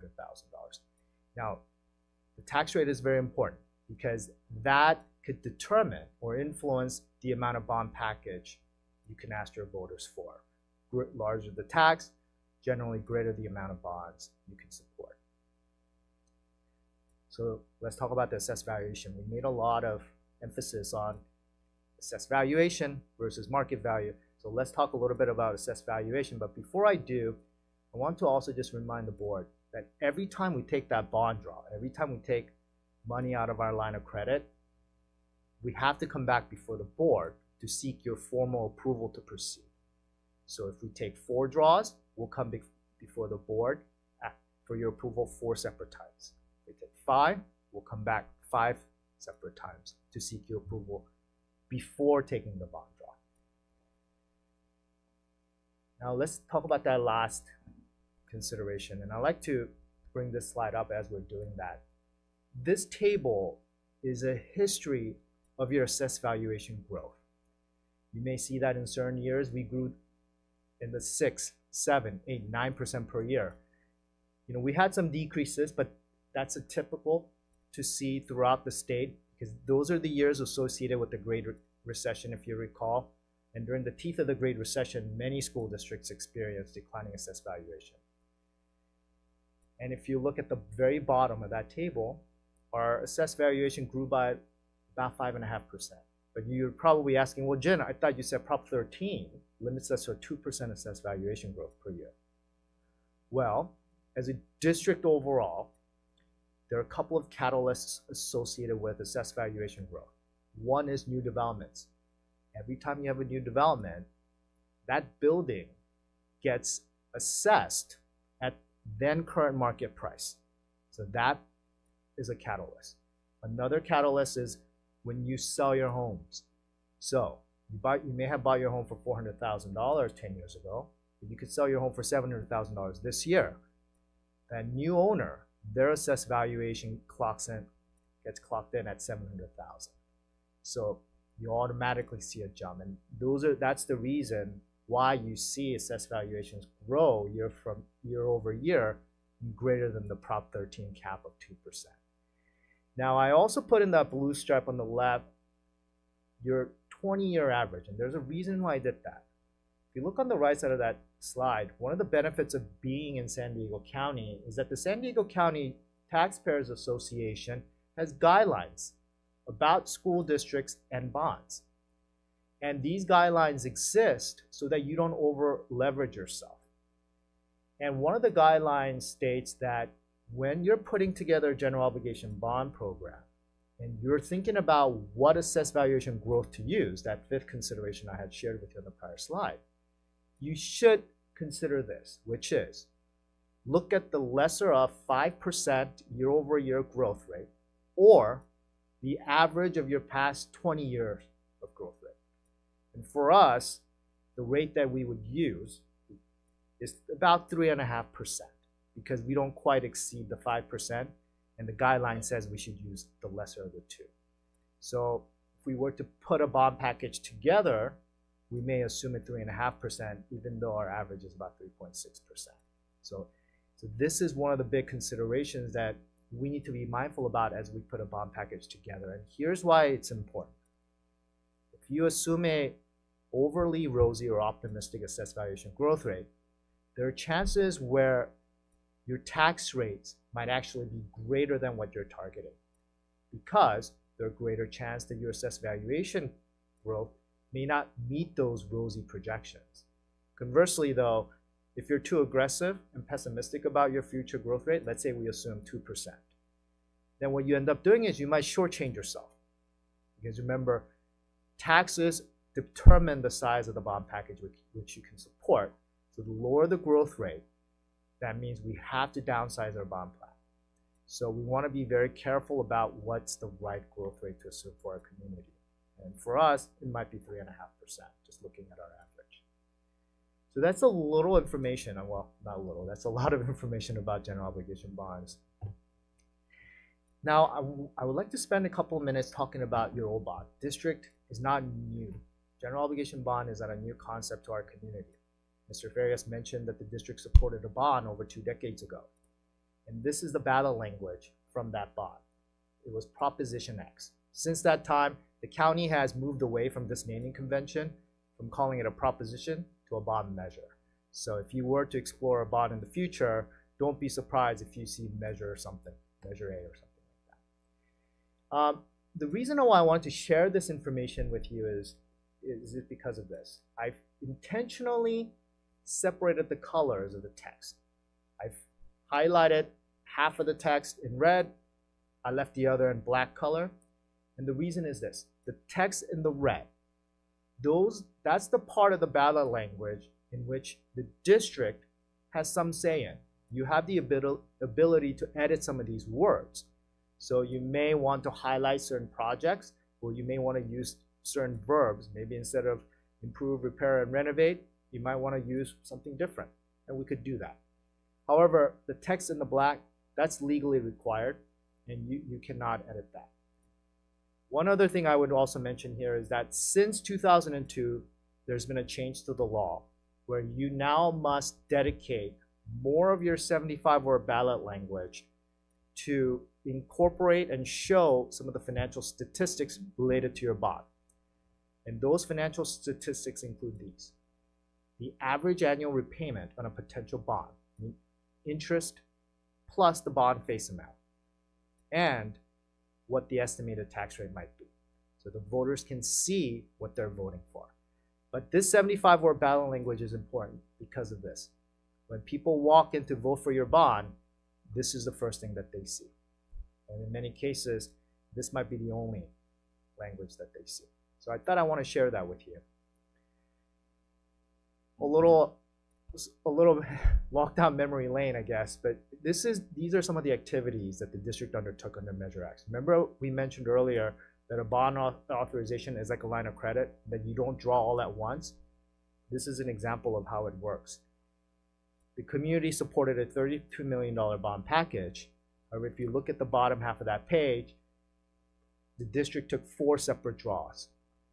First draw in early 2003, second draw late 2003, third in 2004, and the final draw in 2005. And those draws were timed to meet your construction needs for the projects to address Proposition X. There are some other stats in here, but the most important one is the bottom one where I drew that hollow X. Fiscal year 2029-30. Why is that an important date? That's the final year of tax levy for our old Proposition X. After that year, there will be no more taxes to be paid on Proposition X. So that's the year in which our Prop X taxes fall off of our tax bills. Speaking of taxes, I thought this might be informative for you and the community. This is a chart showing all of the TK8 school districts as well as high school districts within San Diego County that has a bond, and these are the taxes associated with their bonds. I highlighted our community in gold to make it easier to read, but as you can see, we're in the bottom third amongst our TK8 peers. The bottom is the high school district tax rates. The reason why I put the high school district tax rate here is just to provide extra transparency, because as an elementary school district, our tax bills not only show our elementary school taxes, but also our high school district as well. So to get a fuller picture of our community's tax bill, you'd have to add our taxes plus the Fallbrook Union High School District's tax rate. So I thought this might be helpful for you. One other caveat here is I didn't include any of the unified school districts on here, just the TK8 and the high school districts, to be more of a apples to apples comparison. So that's a walk down memory lane. So now let's talk about, well, should the district decide to investigate or explore a potential bond? Here are some of the milestones. There are about 7 milestones that I categorize these in. First is, which the district already undertook, identification of your facilities needs. That's done. Now that that's done, should the district decide to give direction to staff to proceed with the exploration, the immediate next step is to take a pulse of the community by doing a survey. Because one of the things we'd like to do is, it might be great that the board decides to pursue the bond, but we also want to hear from the community. Are they willing to support the school district? Do they want these facilities? So that's probably one of the more immediate steps that we would undertake. And through the poll, we'll learn many things. We'll get a guidance into how much they're willing to pay for a tax. We might get insights into what the bond package amount the district's community is willing to support. And we may also get a pulse into or an idea about what type of projects do the community want for our school district. So we may have our own independent priority list, but the community might think something different. And a poll is a good way for us to sort of match the district's perceived priority list and what the community might want. After the poll is done, and before the final step, which is that step 7, board acting on the resolution calling for the election, what we would do in between is we would inform and engage all your stakeholders. We would inform them about what the purpose of this bond and what the objective of this potential bond measure might be, and we would educate them about the tax rate. Because for many of us, it's very challenging, and it's challenging even for me, is to know, well, what does a $30 tax rate mean for me, right? Because it's $30 per $100,000 assessed valuation. What does that mean? And during that period, steps 3 to 6, that's the time in which we would educate and try to inform the board. Inform the community.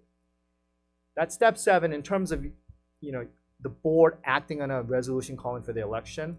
That has to take place 88 days prior to the election date. So once that step 7 happens, 88 days later, that's when the community is given the opportunity to vote for a bond. So these are some of the milestones associated with exploring a bond program. In terms of sort of the professionals who are involved, the pollster on the top left, that's the person who would run the survey, gauge the pulse of the community, and share those results with the board at a meeting like this. The strategic consultant, think of him sort of as your PR firm. That's the person who is going to help you inform and educate your community members about what a bond is and what it might mean for them financially. The bottom half, legal counsel. The attorneys will help draft the resolution calling for the election. And then should the community support a bond, then the subsequent issue of those bonds, the attorneys will start drafting all of the authorizing resolutions seeking your approval for each of those bond draws. And they'll also help draft what's called a preliminary official statement. That's the offering document that's used to advertise and market your bonds to the investor community. The final at the bottom right, that's firms like me. Should the community support a bond and you decide to pursue the issuance of bonds, Bank of America Securities will then represent the district in front of the investors and sell your bonds and lock in the lowest interest rate possible, or the best interest rate possible for the school district. So that's all the slides I have. I know you want to hear more, but I don't have any more to share with you today, but I'm happy to answer any questions you might have or comments. Yes. Thank you for that presentation. One of the things you just said, as the financial service partner, you're going to go to sell the bond to get that lowest interest rate. Does that, just so I'm clear, that's going to be either a max of 5% or the 3 point, what was it on this other slide? The assessed valuation. Is that the same thing? No, that's different. Okay. So bond interest rates are, think of it like a mortgage interest rate. Right. You know how when you're refinancing your home or purchasing your home, interest rates change every day. And you're always asking yourself, well, when do I lock in my interest rate for my house? Similar concept for a bond. Bond interest rates change every day. And because it changes every day, one of the jobs that I have is to help you and make recommendation as to, okay, this is when we should lock in our interest rate. Because we think based on these macroeconomic conditions, based on some of these geopolitical events, this might be the best time for us to get the lowest rate. Given the window that it's legal if we authorize it. Yes, after you authorize. This, selling the bond is the very last step. You can give us projections at Yes. any point of what they might be. Absolutely. That's part of my job, is to share with you information about interest rate environments. And paying that back comes from the amount that we raised from the community. That's right. That makes sense, Lee? Yeah, I understood that, but thank you for saying that. When we, because we're only going to get charged based on how much we take out. That's right. Like you're saying, like they took out in the past 4 different times. That's right. Is that interest rate locked in for each time, or do you have to go back and sell a new? You know what I'm saying? It's the latter. Yeah. Every time you take a bond draw, we would have to go back out and market the bonds again, find new investors, and set a new interest rate. So every bond draw will have a different interest rate associated with it. So I've got a couple. Do you know how much building costs have gone up in the state of California over the last 5 years annually? You know, I've heard anywhere between 1% a month to something wildly even higher. Such as? I've heard low double digits. Yeah, a month. Low double digits annually. Annually? Yes. I mean, 1% per month. Per month. Adds up to Yeah. low double digits. So I've heard up as much as 25%, right? Which, if you're in the business and you're working with school districts and you just helped Cypress, who'd you help pass a bond measure last cycle? So last cycle, I've helped elementary school districts like this. Would be like Fullerton Elementary is one of them. I've helped, geez, there's so many. I'm just trying to think closest to you. But I've worked with Carlsbad Unified in the years past. I've worked with Vista Unified with their Measure Out Loud bond programs. So yes, there are a number of school districts that I've worked with. And with Fullerton, how much did you did they authorize? They authorized $262 million, I believe. Awesome. Okay, and then just to clarify, it's everyone who gets a property tax bill that pays, not just a tax bill, property tax bill. So if you own property in our school district's area, you get a tax bill. This is going to affect your bottom line. Yes. So for us, our cap is around 8 million.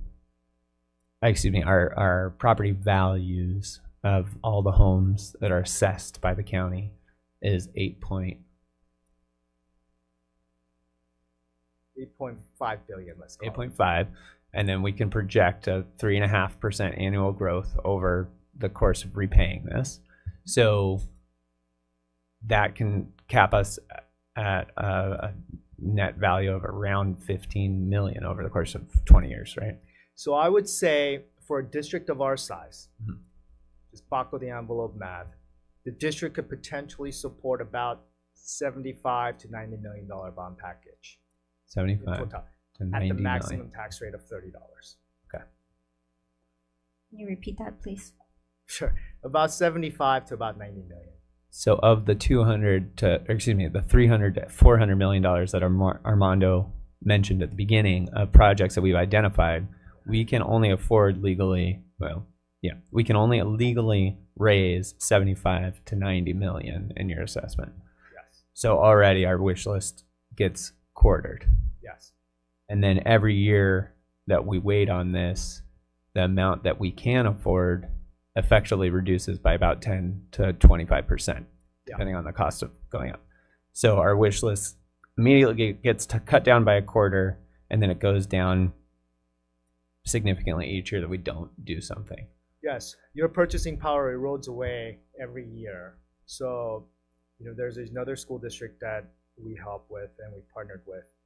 They passed a $500 million bond package a number of years ago.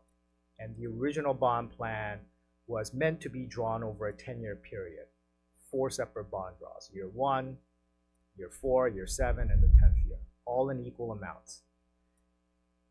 Because of this exact concern about construction cost escalation, that district has elected or decided to accelerate their bond plan. So instead of 4 draws, they're considering maybe 3 draws if possible, and pushing their tax rate at the highest. Initially, they were targeting a lower than what the district could go up to potentially in the maximum tax rate. But after seeing the construction cost escalation, the district then decided, okay, we'd like to take it to the maximum tax rate.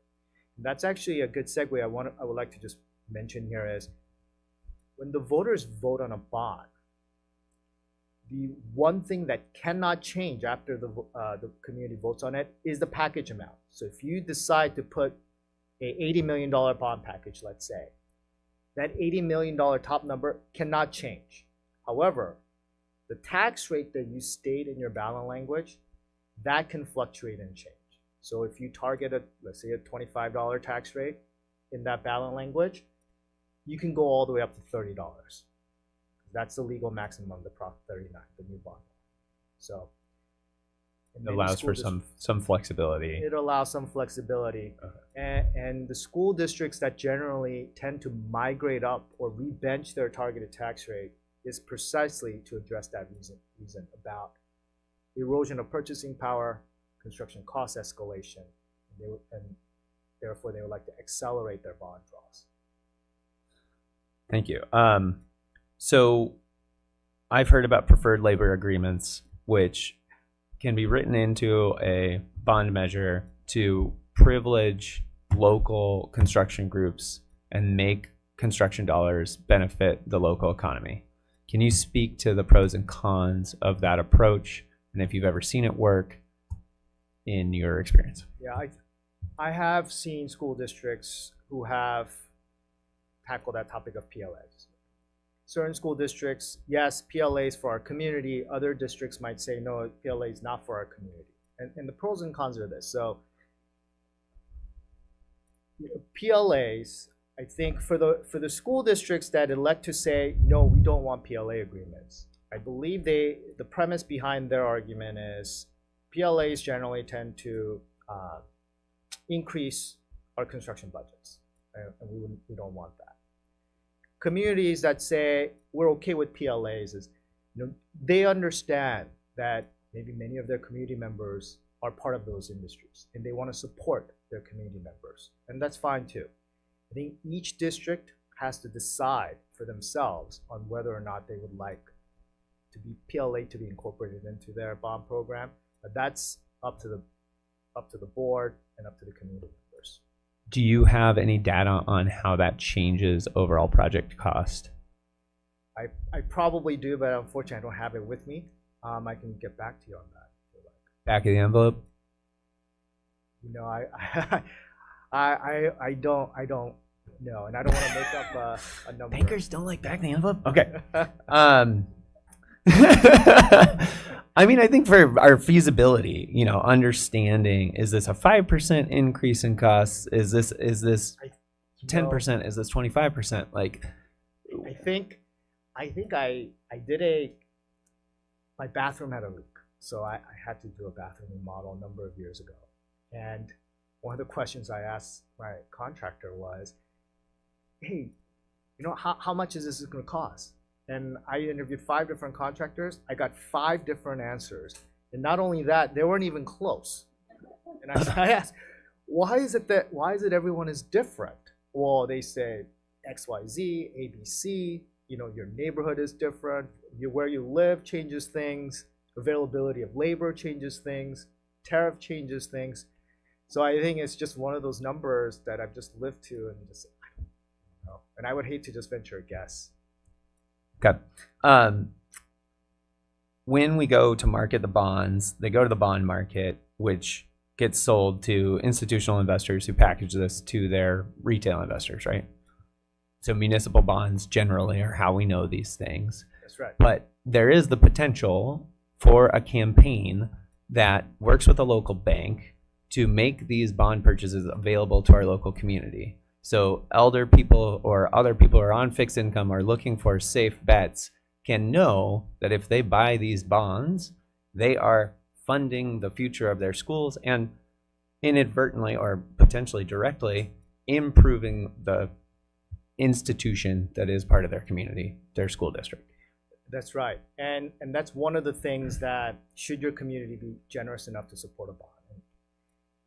And when it comes time to sell your bond, those are one of the plans that we would put before you. We might say, we have local bank branches here, there are local Bank of America branches here, and within those bank branches, they have investment advisors.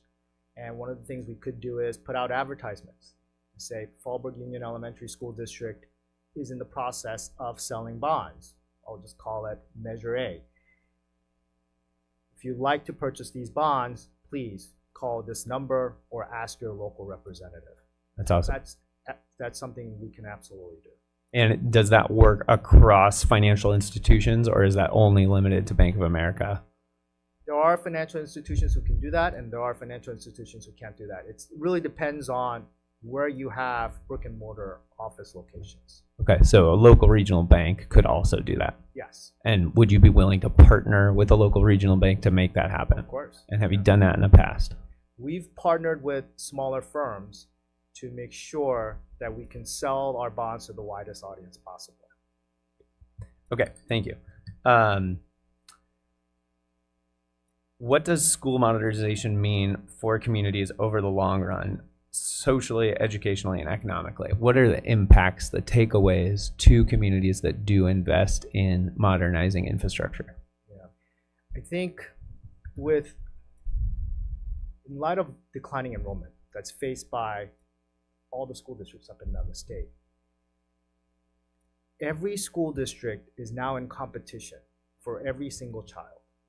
And in order for a school district to remain competitive in our state these days, you have to invest in your facilities or your plants, I'd like to say. And why do you need to do that? Because school districts now, in my perspective, are private enterprises. They're your enterprises. Your customers are your students. The products in which you offer are your educational programs, your instructions, and to a certain extent, the facilities in which you house these children. So all those things need to come together for you to remain competitive so that you can stabilize enrollment. So addressing your question, I hope that answers some of that. It's very important for school districts to start thinking about facilities and modernizing it, just so that you can stay competitive within your region to provide the best educational services to your students. Thank you. So I have a couple of questions. Starting with, have you worked with any other school to try to pass a bond in our area? Yes. I've worked with Vista Unified in their last Measure LL. I've worked with Carlsbad Unified School District, which was a number of years ago. I've worked with Escondido Union Elementary School District. I've worked with the high school district as well. The high school here? No, at the Escondido. Okay. Yes. All right. So I'm sure you did your research for the last bond that Fallbrook passed, right? In 2002. At 2002. So in your research, did you come across or look into all the ways that the money was spent and who keeps track of that? I know that we decide every time the money is going to be spent, but who's keeping track of how that money actually got spent? Is it somebody assigned through you? Is somebody assigned through our district? It's the Independent Citizens Bond Oversight Committee. That committee is the group of body that tracks where Proposition X monies were spent. Okay. When you have on here the different, so I'll say, what is the cost, do you know ahead of time, for just even promoting it? You had surveys, mailers, polls, et cetera, et cetera. Right. So every time you investigate a bond, potential bond, there are costs, and there are two types of costs. The two boxes at the top of this slide, the costs associated with those services get paid out of the district's general fund. Even if you decide to place a bond on the ballot, even if the community decides to support a bond or not, you've incurred those costs even during the planning phases. You must pay those fees out of your general fund. The bottom two boxes, those services are completely contingent upon the successful passage of your bond program and the subsequent issuances of bonds. and the fees are paid out of the bonds and not out of the general fund. Having said that, I hate to quote other professionals' fees, but generally speaking, a pollster might cost about $30,000 every time you do a poll.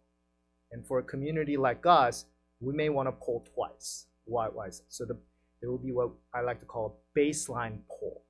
That's the initial poll just to gauge the pulse of the community. See, is bond even feasible for our community, right? That's the initial poll. After that, let's say it does come back with results, within a margin of error, a bond might be possible for our district. Then we would engage the strategic consultant, and they will help you inform and educate the community. So that's sort of the PR approach. Explaining to the community, this is what a bond means, this is what a tax rate means, these are the type of projects the district would like to address, and these are the reasons why we're addressing them. Leaky roofs, broken fans, we need HVACs, we need to fix our aging, rusting pipes. And after that education period is done, we may then want to do what's called a tracking poll, just to see if our informational or educational process bared any fruit and see if there were any changes in the polling, right? So that's why the 2 poll. And each time you poll, it's about 30,000, so that's 60,000. The strategic consultant, again, a range, it could be 7,000 to 9,000, but this is per month. So they get paid per month. And their bill is given to the district right up until the time in which you vote or you act on that resolution calling for the election. After that point, they rip up the contract with you and they initiate a new contract with the Independent Citizens Campaign Committee. This is a campaign committee that's responsible for fundraising and the advocacy of a bond. Again, the school district cannot advocate for the bonds. The Independent Citizens Campaign Committee does that. And the strategic consultant from that moment on gets paid by the monies that's raised or through the fundraising of that campaign. So so if you were to engage a strategic consultant, let's say you go for a November election and you say, well, we'd like to pursue a bond, and let's say it's about 12 months out or 10 months out, and you engage him for about 10 months, let's say, right? 10 to 12 months. That's probably about $70,000 to $80,000. So you add that plus the 60,000, and then some of the preparation of the informational materials like mailers and pamphlets and things like that. You throw in another 20,000, 25,000 roughly. I would say budgeting somewhere about 150 to 175. These are just rough estimates, but I would say just for your budgeting purposes so that you have an idea. Thank you. Yeah. Good question, Brian. Thank you. Real quick, just for the timeline. Yes. If we're gonna, based on what you were saying, presidential elections get better outcome, we get it just the majority, 55%. For if we go with the those 39, 39, yeah. It'd be November 28th. Would we not be able to eat? Would we have to wait till the fiscal year, which will be summer of 29, before we actually see it? That's a good question. And then you have to go sell the bond, and then we have to do everything to. Are we going to go PLA? Are we going to do, everything, break ground? Yeah. If things were running smoothly, probably not 2030, right? Because it has to go through all of it, like what we're doing now in 2025. Like, say it all happens, 2030, a shovel ain't hitting the ground till then, right? Yeah. I mean, realistic. I'm not. Right. Yeah. So realistically, this ain't happening next year. No. Like for anybody watching, like this is so first long term. We may or may not be here still. For some of the school districts that I've worked with, last November election cycle, their community supported the bond, passed in the November. Citizens Bond Oversight Committee gets formed, they certify the election, all of that takes a few months, preparation of the bond documents to come back to you to ask for your approval to do the bond draw. You're probably thinking about a 4 to 5 month after the public votes yes. So November, you're probably talking about an April bond sale, following bond, April bond sale, money in the bank around mid-April or so. So ideally, these school districts are breaking grounds this summer break, this June, when the kids are out of school.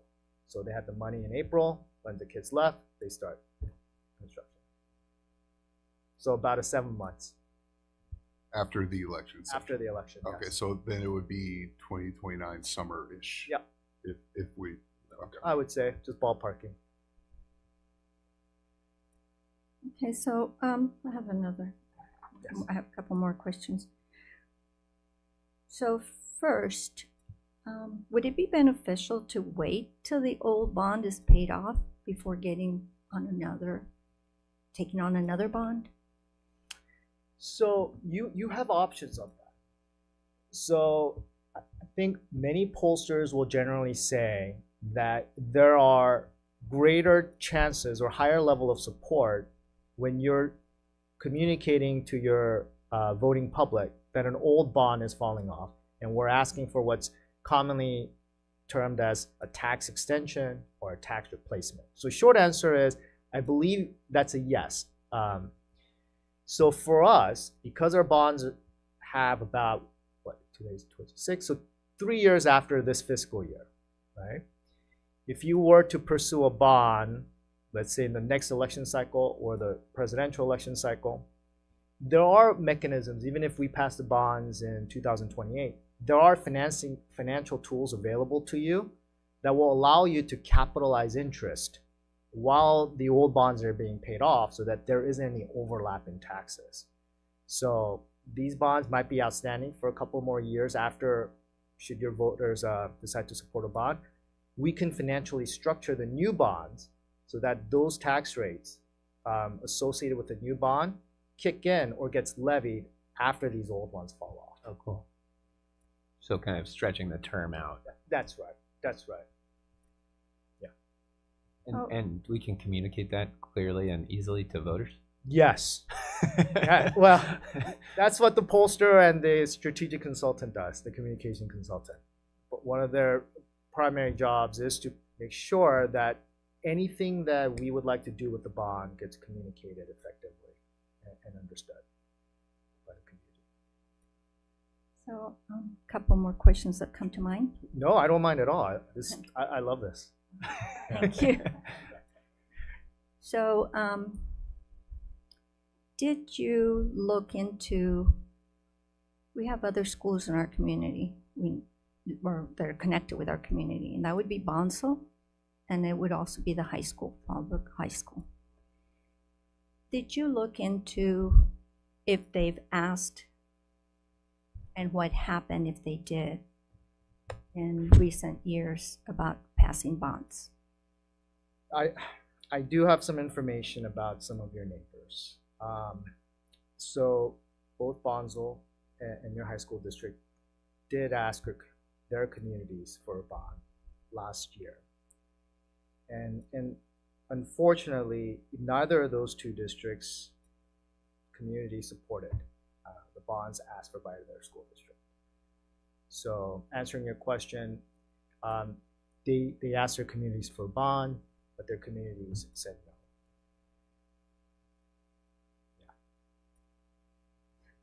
So both were, because they're still our community, we're connected in the same. So they turned down the request. I'm also very curious, and I don't know if anyone else, and I would think other people probably be, watching even. What was the total interest? I know you figure it out right away because you're a math genius over there. But that was paid, that our district paid with that 32 million. What was the interest? That's a good question. I can get the details for you, but typically, for a bond like ours, that $32 million, there is a typical repayment amount, principal plus interest, generally tends to be about 2 to 2.5 times what you borrowed. So it's similar to a mortgage, if you will. So if we borrowed $32 million in total, the total repayment amount might be around, I would say, 65 to 70 million, maybe, just estimating. And the beneficiaries of that interest are the bond holders, That's right, which could be our community members.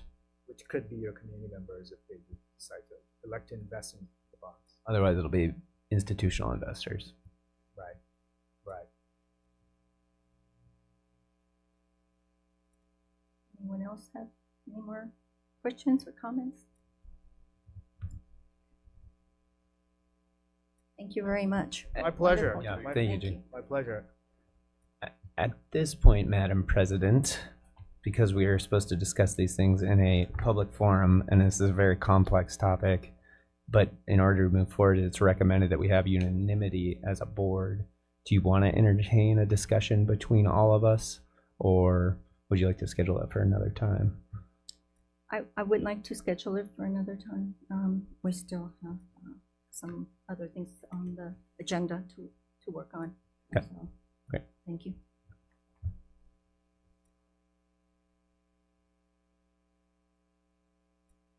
Okay, going on to board operations. The following board policies are presented to the governing board for the first reading. PB 1000, concepts and roles. PB 1100, communications with the public. PB 1112, media relations. PB 1113, district and school websites. PB 1114, district-sponsored social media. PB 1150, commendations and awards. PB 1325, advertising and promotion. PB 2000, concepts and roles. PB 2110, superintendent responsibilities and duties. PB 1111, superintendent governance standards. PB 2120, superintendent recruitment and selection. PB 2121, superintendent's contract. PB 2140, evaluation of the superintendent. PB 2210, administrative discretion regarding board policy. PB 2230, representative and deliberative groups. PB 5131.8, mobile communication devices. PB 6141.2, recognition of religious beliefs and customs. And PB 6144, controversial issues. These policies will be reviewed and brought back for discussion and approval at the next board meeting. Going on to board policies, it is recommended that the governing board approve in the second reading the following updated board policies and administrative regulations. PB 0100, philosophy. PB 0400, comprehensive plans. PB 0420, school plans and site councils. PB 0510, school accountability report card. Now, do I have a motion? Motion. Thank you. Do I have a second? Second. Thank you. And I will call for the vote. Trustee Goldbeck? Aye. Trustee Favela? Aye. Trustee Moran? Aye. Trustee Henson? Aye. And I also vote aye, so that motion passes. Moving on to business services, it is recommended the governing board approve Resolution 09-2526 to authorize the accounting for compensated absences in accordance with the GASB Statement Number 101. Do I have a motion? Motion. Thank you. A second? I'll second. Thank you. Any questions? Okay, I'll call for the vote. Trustee Henson? Aye. Trustee Moran? Aye. Trustee Favela? Aye. Trustee Goldbeck? Aye. And I also vote aye, so that motion passes. Moving on to human resources, it is recommended the governing board approve the MOU with the California School Employee Association Chapter 307. Do I have a motion? So moved. Thank you. Second? Second. Thank you. Any comments? I'm really pleased that our leadership has struck this deal and is helping out these key employees in this time where healthcare has gone up significantly. I think that's a really great move, and thank you. Thank you for that. Okay, I will call for the vote. Trustee Favela? Aye. Trustee Moran? Aye. Trustee Henson? Aye. Trustee Golbeck? Aye. Thank you, and I also vote aye, so that motion passes. Next is, it is recommended the governing board approve the MOU with the Fallbrook Elementary Teachers Association. Now, do I have a motion? So moved. Thank you. A second? Second. Thank you. Any comments? Same, that we're supporting our teachers in this time, and I know for all of us looking at our health insurance premiums, this is a big move to help out our teachers who are critical. Yes, true. Thank you. So I will call for the vote. Trustee Henson? Aye. Trustee Moran? Aye. Trustee Favela? Aye. Trustee Golbeck? Aye. And I also vote aye. The motion passes. Moving on to educational services. We are pleased to support our teachers and staff to continue their professional learning as they participate in conferences, enabling them to perform their duties and remain up to date on new policies and procedures impacting their roles. It is recommended the governing board adopt the Mike Chut Center for Early Childhood Development instructional calendar for the 2026-2027 school year. Do I have a motion? One motion. Thank you. A second? Second. Thank you. Any comments? Calling for the vote. Trustee Golbeck? Aye. Trustee Favela? Aye. Trustee Moran? Aye. Trustee Henson? Aye. And I also vote aye. That motion passes. Moving on to consent agenda. Before we proceed with consent agenda, I'd like to note a change. Agenda item 8-6 has been withdrawn and will not be considered at this meeting. So it is recommended the governing board approve the consent agenda as presented. Do I have a motion? A motion. Thank you. A second? I second. Thank you. Any comments? Yeah, just a question on that item because it was live when the agenda went live. The item was on, and it was dealing with the contract with the Cesar Chavez Foundation. I would just like to know why it was withdrawn. Thank you. I can answer that question.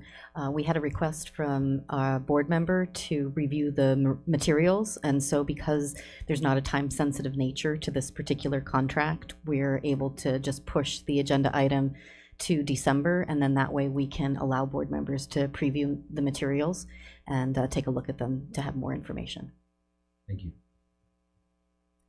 Okay, thank you. Do I have a motion for this? I motion. Thank you. Second, please. Thank you. Any comments? I will call for the vote. So Trustee Henson? Aye. Trustee Moran? Aye. Trustee Favela? Aye. Trustee Golbeck? Aye. I also vote aye. That motion passes.